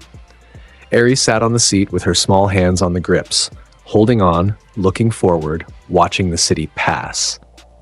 The dormitory received them. His room received her. A second bed appeared within 2 days, installed by dormitory staff who had been informed of the arrangement by Nezu personally. The room stayed cold. Aries' half of it stayed warm. The boundary was invisible and perfect, his control absolute, his intention clear. She would exist in warmth that he maintained for her, surrounded by cold that kept everything else at distance. The school year continued. The world continued. The commission continued its debates. The courts processed Hisashi Midoriya through the system. Charges, hearings, the slow machinery of accountability grinding forward without its subject's son watching or caring. Izuku did not visit. He did not call. He did not look back. The last thing his father received from him was the frost on the estate hallways, still present, still cold, still growing in the empty building where nobody lived anymore. Summer came. The frost around Izuku's presence persisted through it, his cold indifferent to seasons, his body maintaining its temperature regardless of what the calendar said. Students wore light clothing in the dormitory common areas and kept blankets near the hallway that led to his room. They adjusted. Everyone adjusted. He was the weather they lived with. On the last day of the school year, Izuku rode his bicycle to the coast. Early morning. The sun was still low over the eastern horizon. The city was waking behind him. The sounds of a world that had processed everything that happened and continued forward the way worlds do. He reached the shore. The ocean stretched before him. Flat, gray, the same expanse it had always been. The water at the shoreline crystallized under his tires as he rolled forward. The familiar transformation, ice spreading from the contact point, a road building itself ahead of his wheels. He pedaled onto the water. The trail of white extended behind him as he moved. Ice forming and reforming, a path across the ocean surface that stretched back toward the shore. Ahead was open water. Gray light, the horizon flat and empty and far enough away that reaching it would take time he was happy to spend. His posture was the same. Shoulders rounded forward, hands loose on the grips, sleeping mask on his forehead. The green hair moved in the ocean wind. His expression carried what it always carried, the permanent exhaustion of someone who preferred to be unconscious for most of their waking life, combined now with something else. Something that had been earned across a year of things he found tedious and meaningful in equal measure. The ocean was quiet. The morning was quiet. The city behind him was a line of buildings growing smaller as the ice road extended. He pedaled at the pace of someone who had nowhere to be. Lazy justice. Works every time. The hero roster. A massive salute to the legends backing this journey. Your support is what keeps the momentum at an all-time high and the dream moving forward. You guys are the absolute best. Pro heroes, the elite front line, stepping up and setting the pace for the whole community. DA Fire 05. Symbol of peace. The pillars of the community, the titans who keep our foundation solid and the hype at an all-time high. Aries Bryant, Jonah Wheeler, T-Mac, XXHJRI3AS7X. Wolf, Hyper Beams, Michael Murphy, Grand Region Kell, Sin Hunter, Deshaun Jones, Logan Bland, Alexander Johannes, Alex Morgan, Ray Various, Blaze, That Other Guy Too, Chad Reynolds, Zachariah Allison, T. Mackey 68 Rimuru, Nuh-uh, Kelvin Bowman, AZ Othros, Dweller of the Deepest Depths, Lone Wolf, The Lone One, Jacob Rops, Bully McGuire Shadow, Ameri B, Neostar Productions, Aciel Cardenas, Shaquan Simmons, Thunder, Elijah Saunders, Peter Hamilton, Freddie Rose, Omega, Akuma no Akami, Chris Talley, Remorsefuls, Black Vein, Joshua Hedrington, Aaron Abercrombie, Drift SK8er, Akeno Himejima, Corey Tokars, Kwan Yen Thompson, Jan, Devin Black, Crow, Dasher Games, Joe Bros, Rye Von Crimson River, Dante Alistor, Adam Yonkers, Blood Saints, Donna Cafe, Zeph, Howie 60, Ignacio, Carlos Terry. Hope of the universe, the ultimate guardians, celestial tier supporters whose impact literally shines across the galaxy. Voidrot, Chaos Umbre, Noroi Uzumaki Uchiha, Keishon, Tayshawn Palmer, Coldbane 4, The Maniac 563, Debs, LS Morningstar, Marl, Spintown, Ike's Shoot 50, Greg Green, James, Juan, Zeno KJ. If you're not riding with peak Midoriya content, fix that right now. Subscribe, drop a like, and I'll keep feeding you these absolute cinema what-ifs. See you next time.